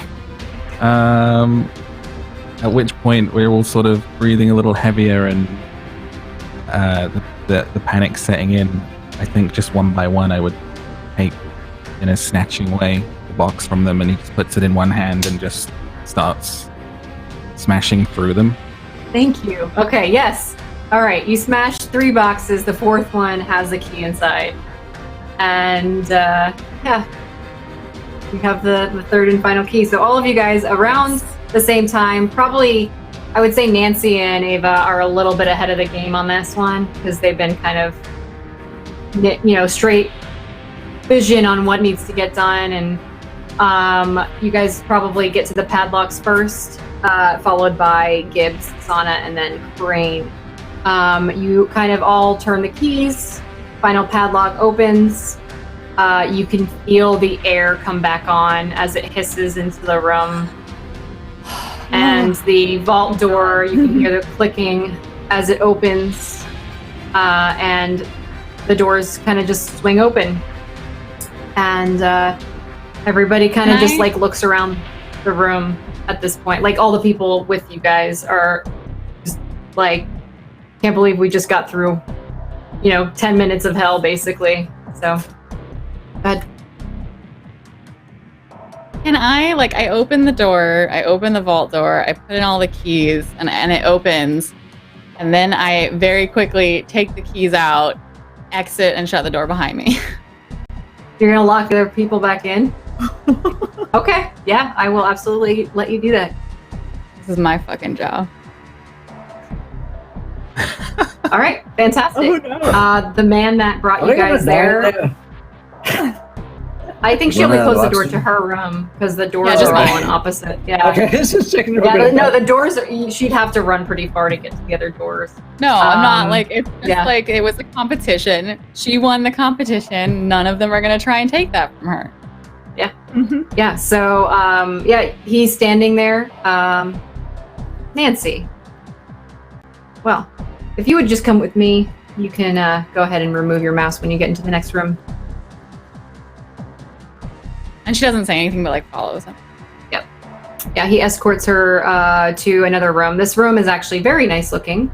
It's very Vegas. Like there's velvet couches, leather, chandelier. The lighting is beautiful. Everything kind of just glimmers off of the floor. You could swear that there's some kind of specks of gold that are actually embedded in the marble that you're walking across. Plush carpeting, and there's refreshments. He kind of motions to you. If you want, please feel free. I will return in a few moments with the others who have passed. And he walks back out. Over to where Crane is. We'll go there first, because that's closest to where Nancy's door was. The vault door pops open. Crane, do you also lock your comrades in? Do you isolate them away, or do you let them all out? I think we emerge together. Okay. A little heavy of breath. Mr. Crane, congratulations. The rest of you can all leave.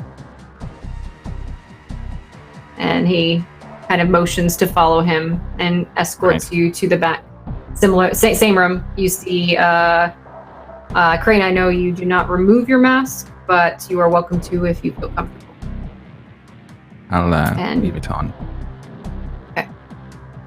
And now you're in a room with Nancy. Did you remove your mask, by the way, or did you keep it on?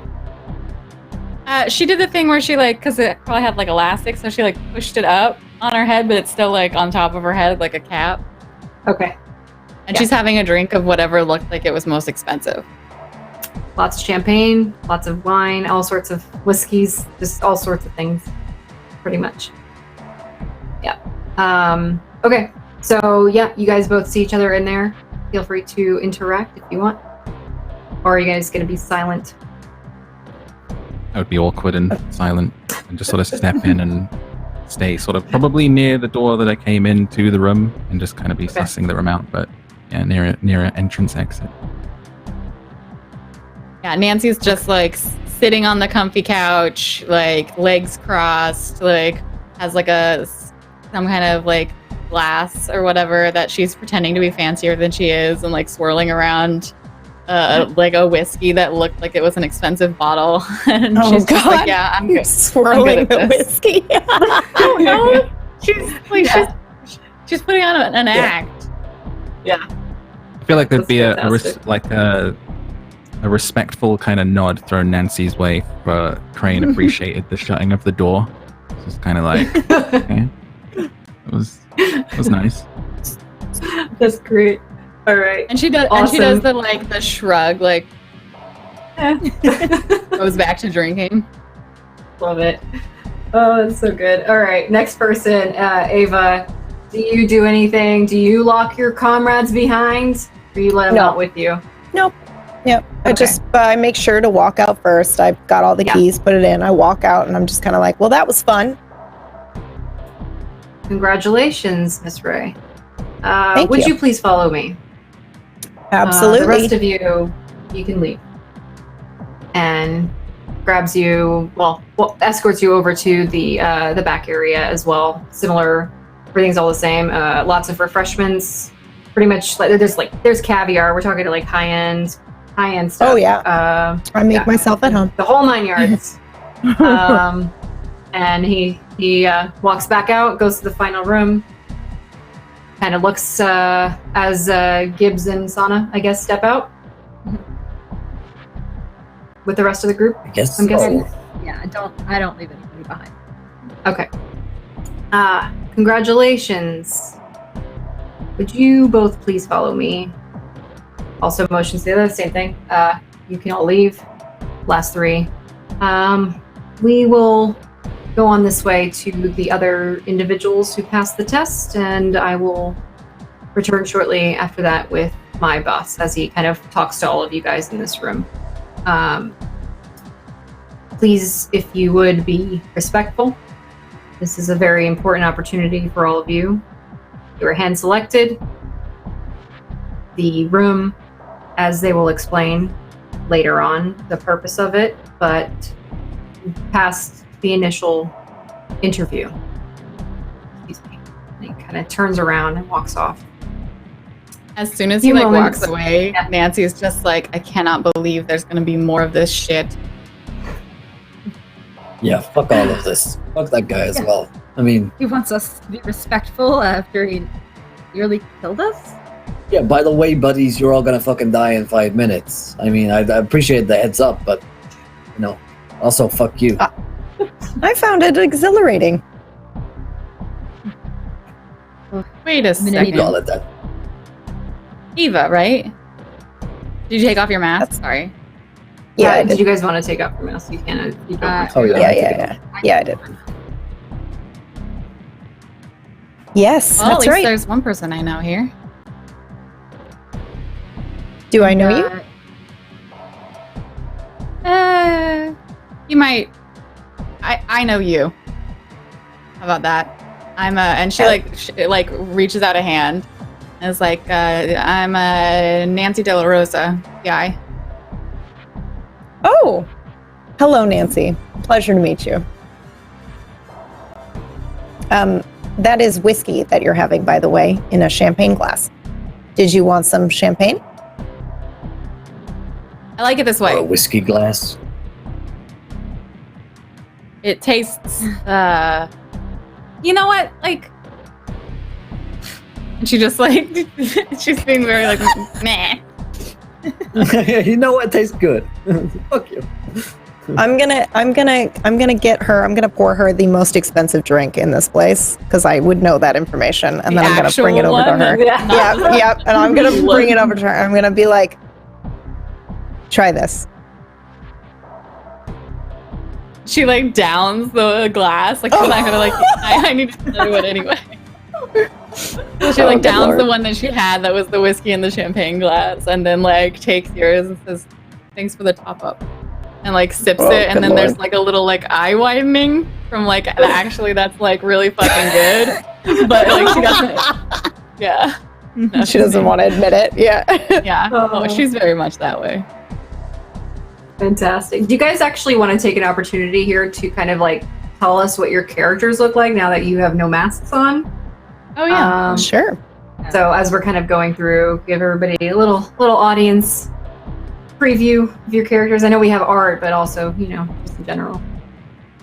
So we can start with Nancy. Yeah, Nancy is probably average height, but she walks like a short person trying to be tall. If you know what I mean, like she walks like with a strut with her like shoulders pushed back. She is probably mid to late 20s, and she has long curly black hair and tan skin. She's got a Latina heritage. She looks like Stephanie Beatriz from Brooklyn Nine-Nine. Like that's that's very I love much her. her like persona as well, is the like jeans, non-print top, leather jacket, like curly black hair, kind of like, yeah, so what of it, like shrugging all that's her. All right, awesome. How about Ava? Ava is not short, walking like a tall person. She is 5'9", so she's somewhat tall, but she's always wearing like heels, so she's a lot taller than that. She wears the power suits with like kind of glam blouses and stuff like that, and then of course she's got short platinum hair cut like this fancy wig that I'm wearing. Lots of like diamond jewelry. This is not real diamond, just to throw that out there. But yeah, so she's just extravagant. And you probably know of her. She happens to she's the CEO of a very high-end escort service in the entertainment district. So once you kind of see her and you hear Nancy say Ava, right? You probably piece together that it's Ava of Madeline. Awesome. How about Sana? So Sana, also quite tall. She has brunette hair, and it's usually pinned back, very well kempt. She's wearing a nice navy blue dress with a jacket, a small heeled shoe. She has nice like well manicured manicure, a silver necklace with matching silver earrings. Looks just very well put together, and she walks over to the drinks as well and pours what Eva just poured for Nancy. She gets a glass as well. Awesome. Fantastic. I'll let you guys also interact in a second here, but I wanted to go through character appearances. How about Crane? So Crane keeps his mask on. What you can see through is sort of pale skin. His eyes are red. And he's like 6'3", and he's not built. You don't look at him and think it's a Hulk, but his shoulders are broad. He has like a sort of intimidating frame, but not in a sort of roided up kind of super muscly way.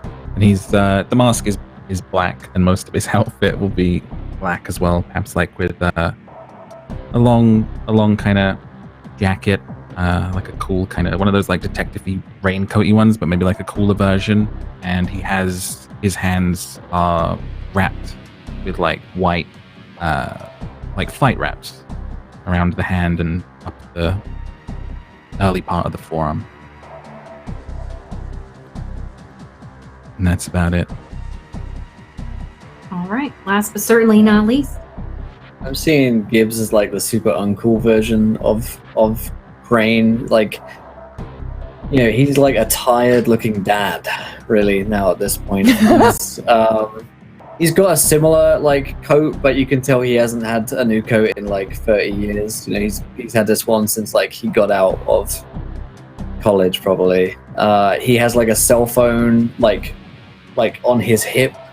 You know, and like a holder for on his hip, like clips on. He's constantly chaining cigarettes, and he's got a kind of sad look to his eyes now. But he's enjoyed the cerebral aspect of like solving a puzzle. That's like really like got him going again. Like an old, like a long lost fire has been like relit in his eyes. And he's quite enjoying being around these people, even if he's a bit of an asshole as well, and he's happy to tell everyone to fuck off. If you know him, you could tell that he'd probably be enjoying himself a little bit right now just to be around these people. Okay, awesome. So feel free to interact. You guys are going to be there for a little bit. You'll notice that there is actually some faint music playing in the background. It's classical music. It's not overpowering. It's just enough to be ambient. It's very soothing. Are there any of your characters that kind of understand? Actually, Sana, you would know this because you understand music really well. You would know that in situations of high stress, something like this would help kind of relax again. Like, okay, take a breather. We're not dead. That whole bit is just kind of a mellowed out kind of mood, but also gives you that kind of feeling of wealth and money for sure with the way that everything kind of is displayed.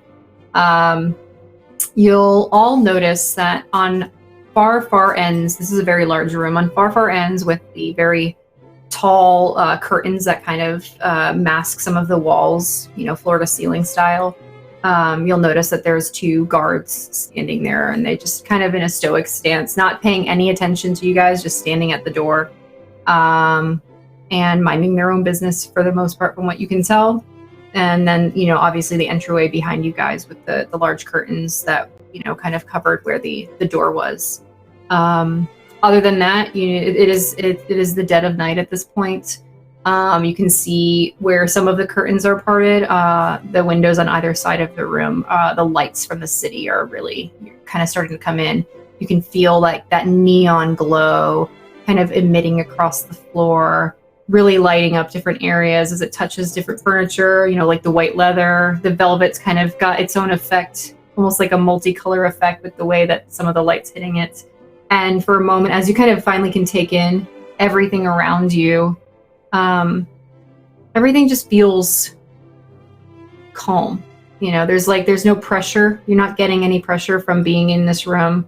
Feel free. I mean, if you guys want to interact, I will give you guys this opportunity. I think Gibbs will say, so what kind of job do you think we're going to be doing here? This place is kind of nice. Probably something with similar puzzles, I imagine. They probably want us to steal something. Ooh, wouldn't that be fun? I think that the music and the high atmosphere is meant to make people feel comfortable. It's making Nancy feel really uncomfortable because she's not in rich surroundings that often. So she starts rocking a little bit in her seat, and you see her shifting over and over again, and she's got a little pout going on. Sana, on the other hand, is very calm and is just enjoying all of the wine and dine that they have for us. So maybe taking a little bit of the caviar and having the drink and just sitting down and just kind of relaxing. Cheers. Cheers. I look over towards a guy in the mask who's still standing there dressed in black in the corner. So, what about you, buddy? What about me? You, who are you, I guess? I haven't introduced myself, Russell Gibbs. Nice to meet you all. But, you can take that thing off now, right? I came with this on. This one is mine. Okay. So, what do you do for a job? I'm between jobs, occasional security. Okay. Well, that's gonna be real nice working with you. I love getting to know the people I work with. Yes. What do you mean well, working should. with? For all you know, there could be another interview, and it's one of the 5 of us. Eh. They said this was the first. I guess we'll There's have no to see. point speculating. Yeah. Just wait. Maybe all this food and wine is poisoned. Wouldn't that be exciting? No. No, not at all. What the fuck is wrong with you? Well, I just mean they'd kind of get the one up on us. We're sitting here thinking we've gotten out of everything. That's what I would do, honestly. Well, All we of could this get would 'em be fucked. poisoned. Wait, you. Fucked pretty hard already. I mean, I don't know how much more I can take. I'm getting poisoned back there already by the air.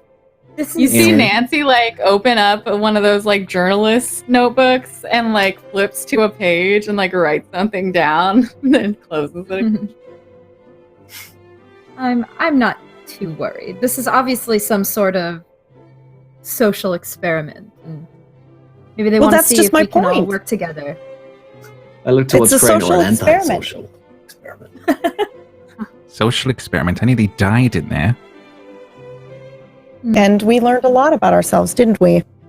Like, for example, Nancy leaving everyone in your room behind. You locked them in there. Yeah, I'm sure they could get him out again. I didn't want there to be any did question they? of. Not my problem. And you're worried about me thinking the food was poisoned. You saw them take these 2 out of that last room. What if they decided that they wanted to take more people? I don't want there to be any more competition for this job than there has to be. All right? Noted. What did they promise you? You seem to have a lot going for you, from what I know of you. I do. So, what I'm just got you here? intrigued. Curiosity. Yeah. It killed the cat, but I'm no cat. What about You you? happen to And have she an like, interest in poison? she like nods her What? head at Sana. Like, I'm here for information. I'm sure they all promised you something similar. Information of some sort. Money. they promised me a shitload of money. Hmm. I can get my Yeah, I own heard about that. information.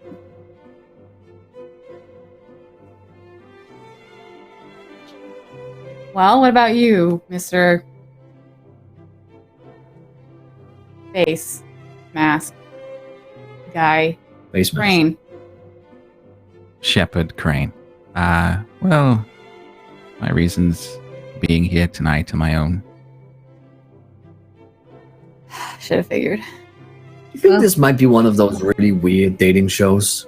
And like they put you in a room and you end up dying, and then like one of us we walk away in the end as a happy couple and win $100,000, and the others we end up washed up on a beach somewhere on the shitty summer show version. I could see that. That'd be hilarious. I would watch that. Yeah, like a fucked up Running Man type thing, you know? Yeah. I hope that's not the case. Because I'd end up with him. No point to Crane.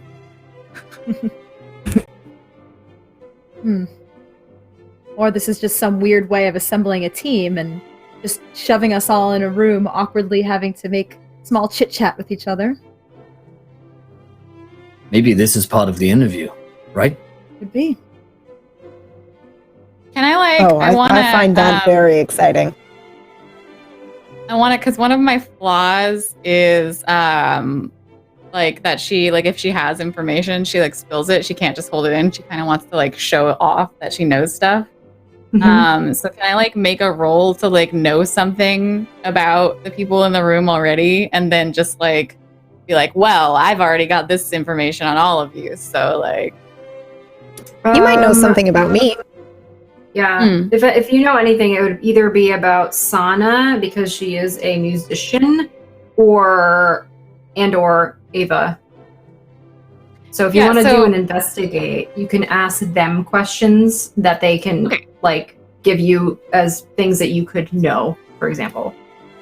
All right, so I'll roll to investigate, and depending on how many questions I get, decide like. Okay.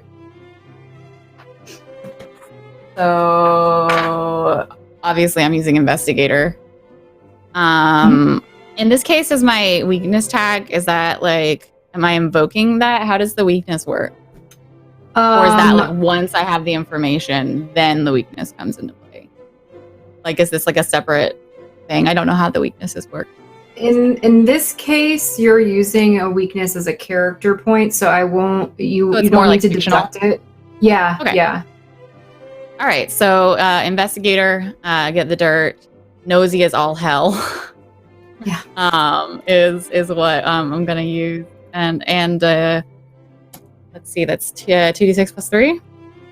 Mhm. See how many questions I get to ask.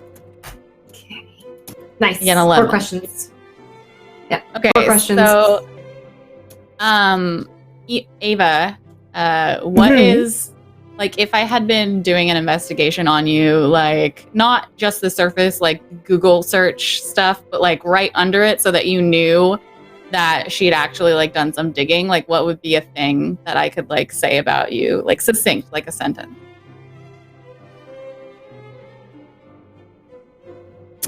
You can reveal as much or as little as you want for this, by the way. This is all character stuff, Okay. so. Yeah. I can give you a name. To do with your capabilities, like if she were saying, like, why would they want a group of people who could do X, Y, Z? Like the setup is she's gonna be like, well, why would they be putting together a group of people who could do these things? And you all know that one of those things is pointed at you. What would be the thing that's pointed at Ava? I don't know if that's what you would have found investigating. I'll tell you. Okay. If I assume that as a private investigator, you've probably tried to find information on this, but Ava's partner is missing, Ed. Okay. So there's an Partner open Ed? rumor, kind of, in the city that maybe he was murdered. Okay. And then Sana, like, what would be like one thing that she could find about you? Maybe it's all like why then? Like same genre. Well, on the surface, you might know that she's in a jazz group, an all-female jazz group, but you may also know that because of that status, she goes to a lot of nightclubs and a lot of casinos and does a lot of gambling. So that's just like something she's kind of notorious for. Okay.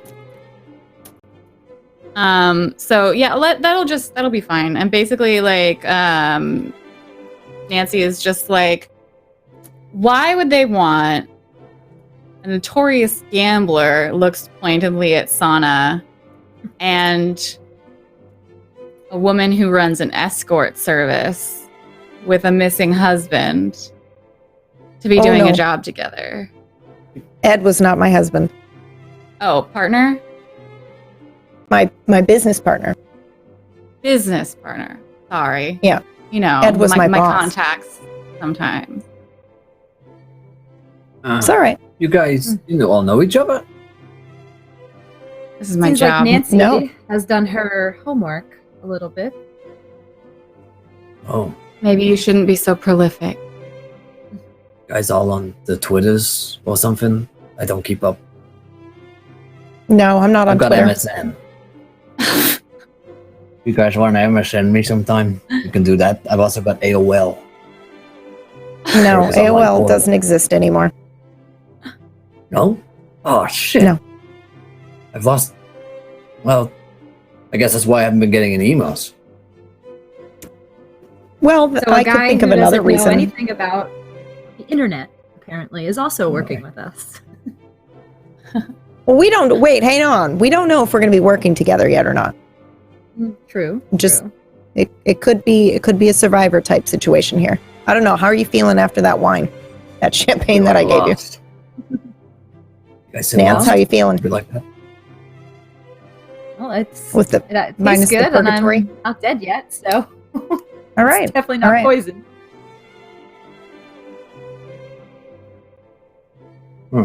And Nancy's Thought like I'd getting check. impatient and like stands up and starts like pacing like this music in this room and this fancy bullshit is like getting on her nerves. Good. You It's like might been as well 30 relax. minutes, by the way. Just so for time reference, it's been 30 minutes Yeah. since the guy left. Yeah. I was waiting for you. This is a test. Just calm down and enjoy yourself. Have some food. Is there a washroom This- around here? Is there a bathroom? Excuse me. Excuse me. Can I like wave at one of the guards over there? He looks over to you without really moving much. Where's the bathroom? Where does one go to freshen up? Perfect. Points to Thank the you. Corner. Perfect. I will go excuse myself. And I will go use the Sana washroom. walks up to one of the guards as well and says, guys, we gonna get any updates anytime soon? Anything? He just looks down and like no facial expression change whatsoever, and then looks back up and straight ahead.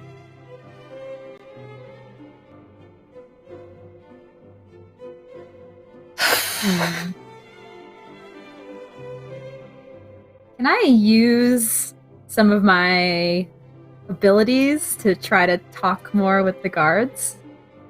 Yes, please do. Okay, so I'm gonna try to use seduction. Talk anyone into anything, and my beautiful trait or power tag to try to like get him to speed up the process here and get this boss guy in here.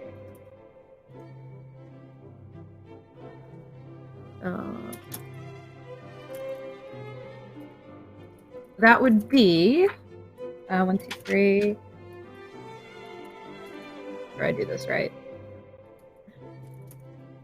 3, 5 is the regular. Uh, You But roll you- 5d6. So you're gonna want to do 2d6. So plus 3 power 2 tags. plus You say 2 plus Two. 3, so it would be 5, right? you don't roll 5 dice. You roll the 2 dice and then you add how many power tags you have, just the Yes. number, So, not extra yes, dice. yes. Gotcha.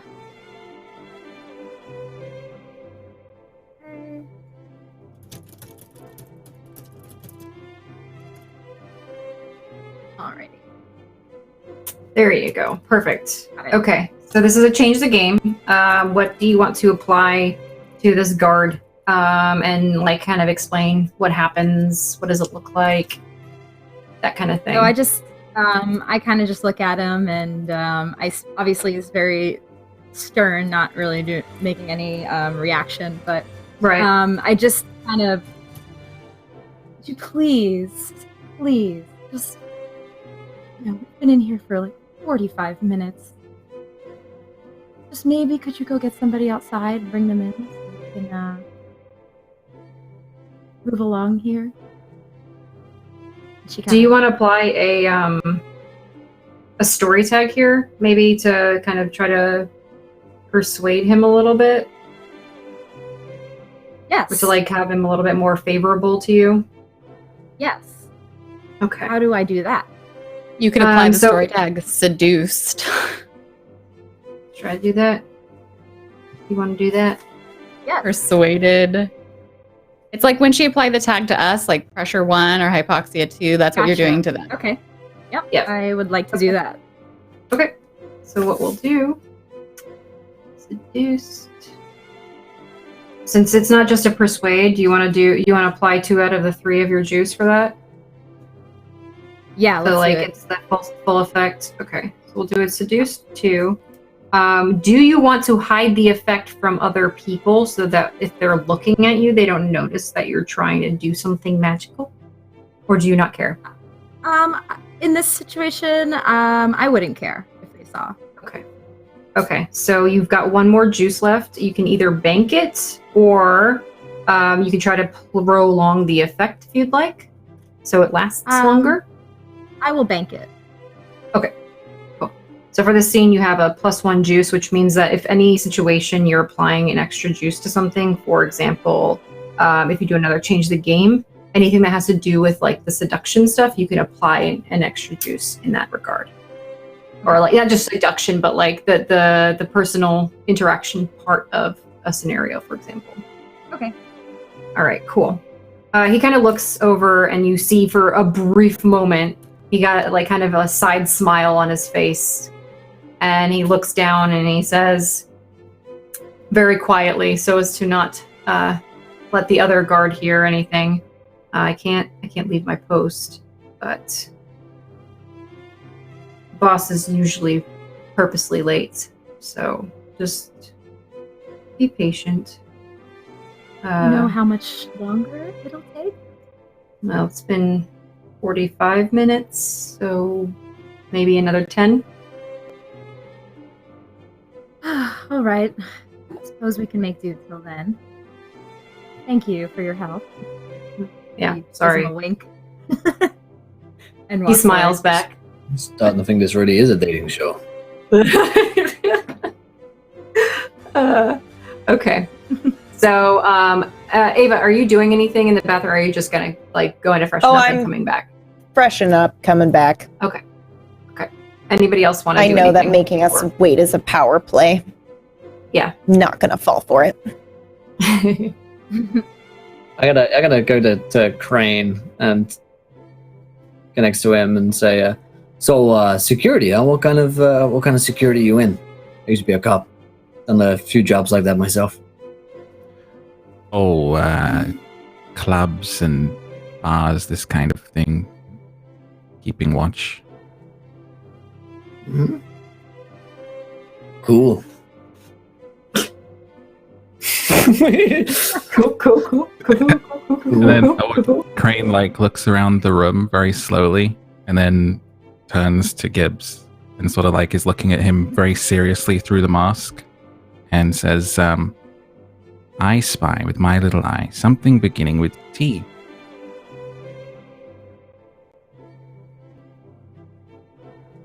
I'm not good at puzzles, Crane. I just copied Clearly. the other two. Oh, it's just the I Spy game. I don't know. Is there a television? Actual tea, like a drink? Are you thirsty? No.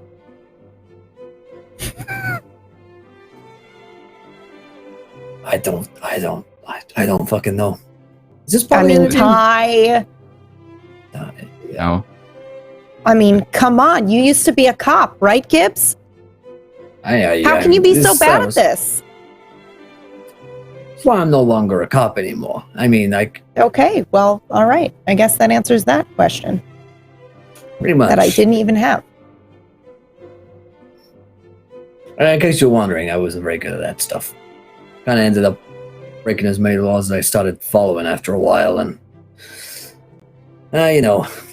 got in with the wrong crowd. So glad to have friends like you now. We're not friends. Oh, Correct. Nancy, give it time.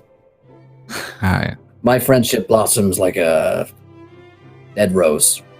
Oh, geez. Okay, that's graphic. Table. Yeah, table. Excuse me? Table. It was the Table was the T. Yes. What? Jesus, Gibbs. What about it? That was the answer. Yes. When he said, I spy Why? with my little eye, something with the T, it was the table, Gibbs. I thought it was some kind of sex thing. It was the whole mask kind of. There will be whole no kink seduction shaming thing. I here. didn't know what was going on. I don't say I don't mind. I don't mind if someone going on that table. You just let me know. But Right. Well, do you just At play? this point, Nancy is getting slightly drunk. Yeah. Do you just play games for fun like that? That's how you like to spend your free time. it's been quite some Why time. else would you play games? Well, I shouldn't be playing games with us, and they're going to be giving us a job. Well, maybe. Who knows if we even want to take it? Remember, you can always say no. True. They need us, now that- not the other way Now that around. Nancy's brought it up, I do remember you. I know Detective Dale. Oh. Dale, Yeah, what a a friend of charmer. mine. Yeah, really. Not exactly. I mean, Oh, he's an not asshole, exactly if my you ask friend me. either. I can imagine that. Let me just say that if I were a cop, I would have handled things a whole lot differently. Okay, and how would you have handled them? I mean, did you kill him? Okay, that's how you would have handled it. No, I did not kill him. Well, there you go. You didn't kill him. Case solved. I don't know. Case solved. He's missing. I don't know where he is. Or exactly. I mean- It's no longer a If homicide. you hired me, then you probably already know where he is. Is all I'm saying. No, except no, because you thought he was my husband. So some investigator you are, Nancy. They said partner. Like, I didn't know business partner You Or you life could have partner. Googled that, Nance. or fuck Google. All right, lies everywhere. Fucking lies. No. Yeah, that's You Wikipedia. can true. buy Half and of them I sell put there info. myself. So much stuff that you can find on Wikipedia. It's great. You should try it You sometime. know, you could edit a Wikipedia page anytime you want to. All that fucking lies. Garbage. Sure, I know how to do that. You Yeah. want the truth, you gotta What do you talk to people. and okay, so elucidate, Nancy. How do you talk to people? Tell She us. said You saw hallucinate. her. You saw her. You saw Sana. She knows how to do it. I know how to talk to people. And Nancy does the whole thing where she pulls her shirt down and she adjusts it so that it looks a little more sexy. She's like this, and she pushes her elbows together. You just If there's one thing I learned in this town, that's how you talk to people. Now that I can agree with you on. All right. Moments after you guys have this cleavage conversation, you hear the steps of heels Am I against doing it great? marble floor. Very kind of steady as the clicking kind of continues on, and one of the curtains parts where the middle of the room is. A woman steps out. She is wearing a very, very tight pencil dress with a short crop suit top.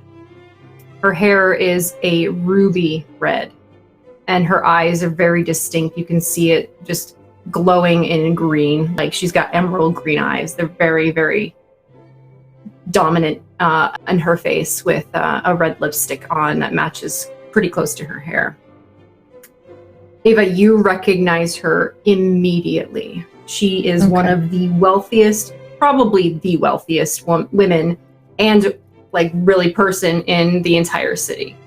She owns multiple businesses that span across from medical to casino to hotels. She is the top dog of all top dogs.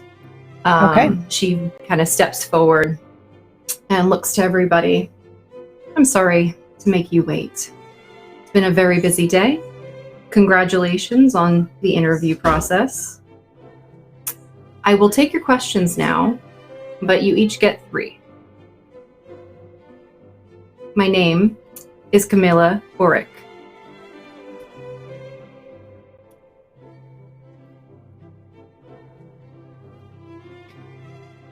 is it Auric Orich or sorry? Auric. Auric. Sorry, that wasn't my question. No, that's out of character, I'm guessing, right? Yes, that was out of character. Yeah. You didn't do the drunk voice, so I was like, that's probably out of character. Yeah.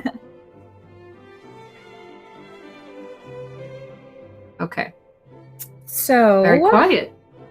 are you trying to select one of us to do this job or all of us? Let's just get that out on the table first. Great question. All 5 of you passed. There was only 5 positions. There's a lot more than 5 positions. Your sex life must be boring as fuck.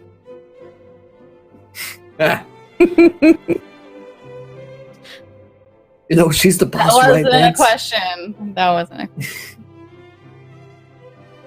Oh man. What are we gonna be doing? What's the job? Yeah. Camilla. The job is to acquire an item. Don't make me ask No, what the I will item not is. tell you what the item is, so you don't have to ask that question. Well, that's how are we supposed to get it? That's not a question. Also, I just want to say, who called it? Me. They want us to steal an item. I knew it. Yes. Okay, Assuming some sort of heist of some sorts. maybe you should ask her if she poisoned the food then. Huh? Why? I'm alive. I ate lots. I feel great. Okay. So we're all I'll doing leave a this. job, but we're gonna get a thing. And what was Okay, I'll just ask. So I asked the first one, what's the job? Okay, what's the risk? Everything. why can't you just go get this yourself? That's not my question. Just elucidating. Looks over at Eva. She'll wink. Okay, 3. Then what's the payout? What's the reward? Anything. Anything? What does that mean? You're being Each pretty of vague here, you- Camilla. Yeah. Yeah. You kind of used up all your Alright. questions. How do Yeah, we but know? you gave. Oh my. All right. How do we I don't think I know want this that job. What you're telling us is correct. What do you mean? She hasn't told us Yeah. anything.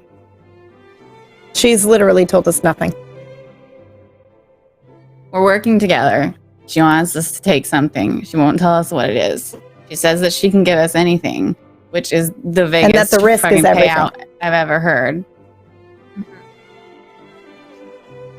Where can we I find came it then? to this interview and I was told that when I was done with the interview, y'all would pay for my brother's college. So give me the fucking check and I'm bouncing. All right? That's not how it works. It's not often Then how you should have interviews work. elucidated. This interview is not over, so keep that in mind.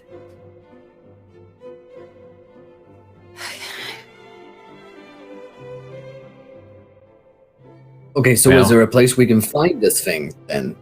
Whatever it is, so we don't know what it is. It's anything, could get anything for it, but it's somewhere, right? Once you have made it through all of the interviews, I will provide you with exact information on what you need to do in order to acquire the item. But, Hey, Crane. Psst. You should ask her what question will get her to tell you what you need to know. What question does she want you to ask her? Because I'm all out of questions. I thought we were going to I be wanna direct know with each what other, gives but I her guess the not. right. Honestly, I want to know. What gives her the right? Okay, well, that's a waste of a question because she Well, owns you the came entire here city. because she asked you. How many more interviews do we have to do? Now Oh, that's a good question. 3 more. 3? Are you gonna try to kill us again? I Hopefully. would never try to kill you. I didn't try to kill you just now. That's the end of your questions. Next.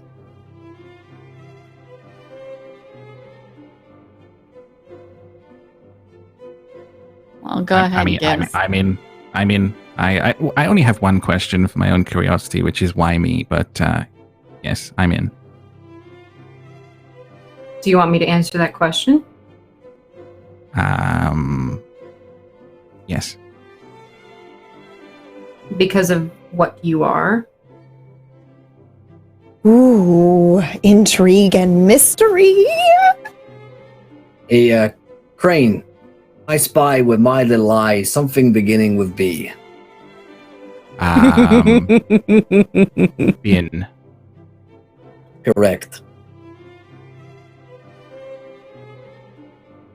So that's Alright. it. You're giving up. Can we give Crane's 2 questions to Eva because she seems to be like a very curious lady.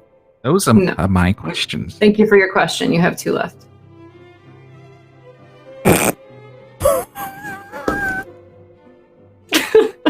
Wait, what? That wasn't my question.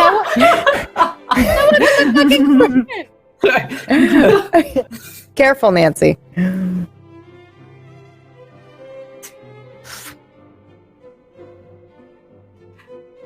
You can do it. You're an investigator. Investigate. Show us how to talk to people. I think that like Nancy, like very like sullenly, like she's young. She like pulls up her phone and she like starts typing in on her like app. She's like, Camilla fucking Auric. I'm sorry. Are you Googling her right now? You just went on this whole rant about how Not Google was awful. Google. It's not Google. It's not Google. Is it Bing? I use Bing. Bing is really good. Oh my Not God. Bing. Gibbs, 21st century. Let's You are go. so behind. Get up Game here. on my phone. Ask Jeeves. He'll know. Jeeves is a clever guy. That's a good reference. You're aging yourself, but all right, it's not that either. Can I search on my forums for like I want to do a change the game and look up information on Camilla? Well, Jan. You don't need to do a change the game, regardless of the level of success you'll get. You know she is the wealthiest person in all of the city. She has her hands in just about everything. She knows everyone that needs to be known, and she can pretty much get away with anything in the city. Okay, so like I look it up and it's just like, I mean, I guess she did mean like anything, didn't she? And I'm just like looking Well, she at can't my grant you phone. the power of flight, so that's absolute bullshit. You cannot I could give me probably get you anything a that I fucking want. plane. I if own you a wanted plane. one. I have 2 planes. I'm fine. Thank you. You have 2 planes? I do. Fucking rich people. Who the fuck needs 2 planes? That's not a question.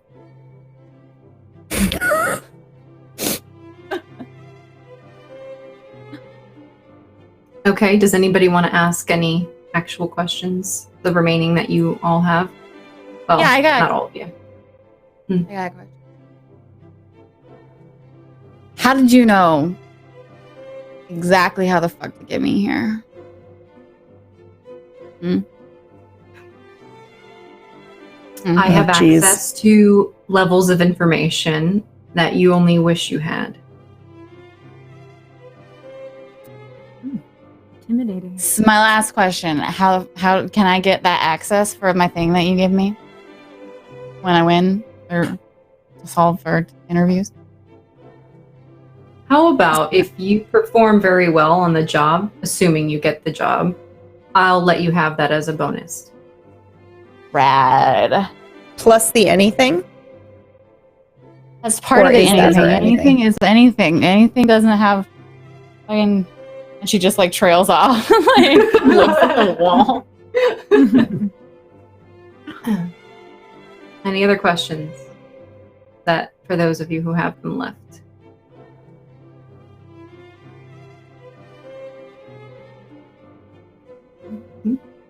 No? Okay. How Well, do then we let pass us the next commence. interview? Yeah. Cheers. That's great, because we're about to start it. I highly suggest that you protect one another.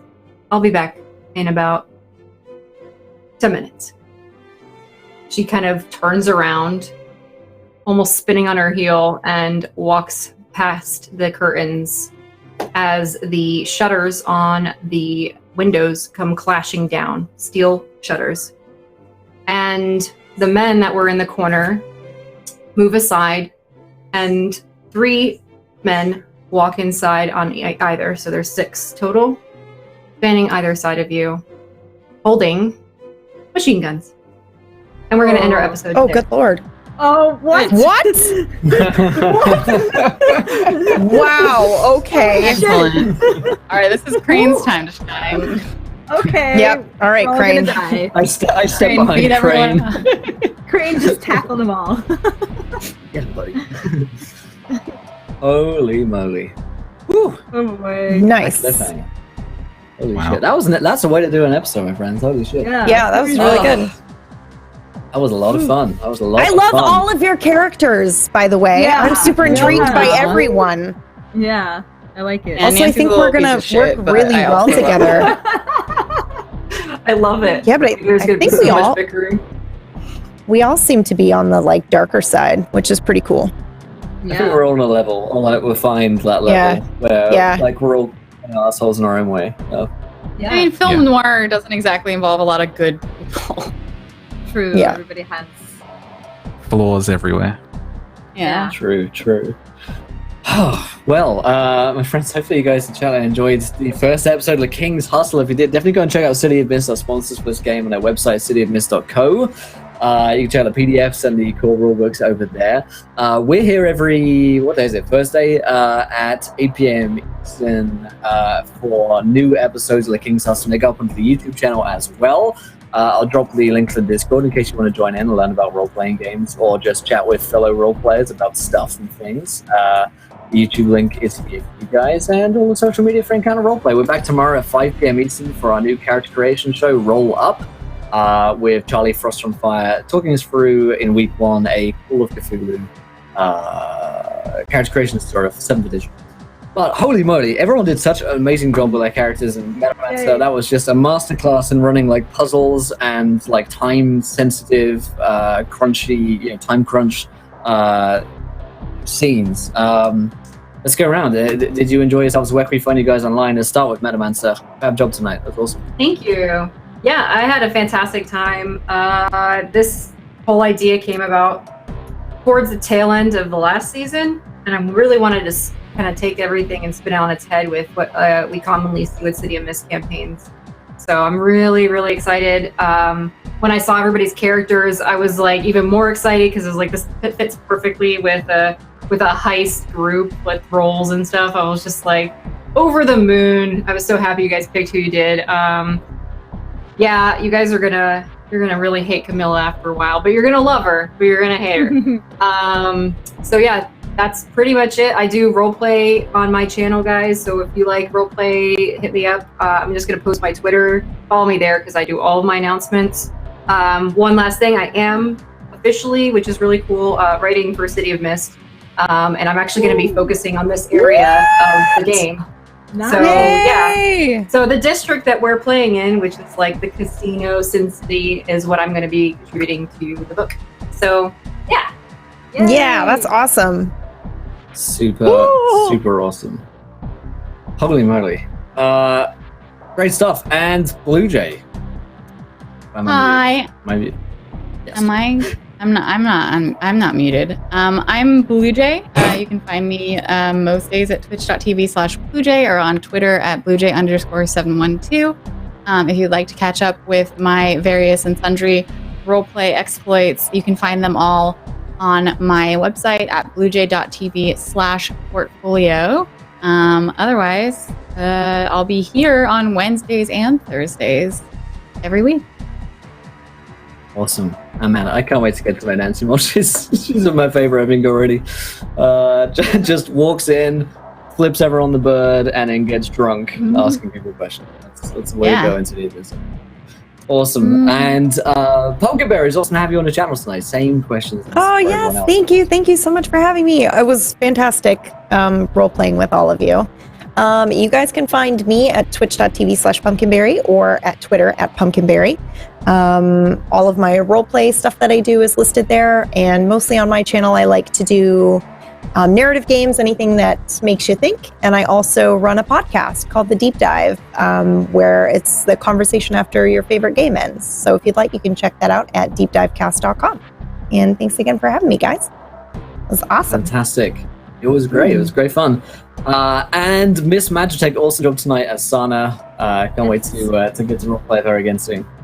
Yes, I'm very excited. I played Sana in our one-shot that we had last month, and I did like her character a lot, so I added a few extra little elements to her backstory and kind of fleshed that out a little bit more, so I'm excited to play her every week now. But yeah, you can find me at twitch.tv/MissMagitech or on Twitter. I was, like I said, I'm traveling this week. I was just at PAX last weekend, and now I'm at DreamHack Montreal this weekend, but I'm going to get back into the swing of things next week, back to my regular streaming and everything like that, and looking forward to being here every Thursday. Awesome, great stuff. And last but not least, I spy my little ISO, beginning with Mad Morph TV. How's it going, buddy? This was so incredible meta. What an opener. Holy shit. Like, just honestly, on the edge of my seat the entire time, like loving the role play and the stuff that the other characters are doing, but just straight in that narration, like setting the scene and being in the boxes. Like, I thought the one shot was amazing. This just opened up just incredibly. 10 out of 10. Just amazing storytelling. So I cannot wait for the following episodes. I'm so excited to do a full season of this. My first time doing tabletop was the one shot with you guys, and yeah, I'm just really excited to do this. Twitch.tv/MadMorph. MadMorph TV is the Twitter. We're doing a lot of roleplay at the moment. We're in ARC 6 days a week, playing Shepherd Cranes. If you want to see Crane as a Wild West doctor, come by for that, and variety stuff as well. But amazing episode. I can't wait for next week. Thank you. Fantastic. Well, you couldn't ask for a better MC and a better crew to be playing in this game, and for a better system as well. City of Mist for a fantastic narratively driven sort of game. So stick around. We'll see you guys again soon for more City of Mist. The mysteries will have to be solved later, I'm afraid. But until next time, my friends, try not to throw too many nat ones, because we want to be here laughing when you do. Good night, everybody. Bye.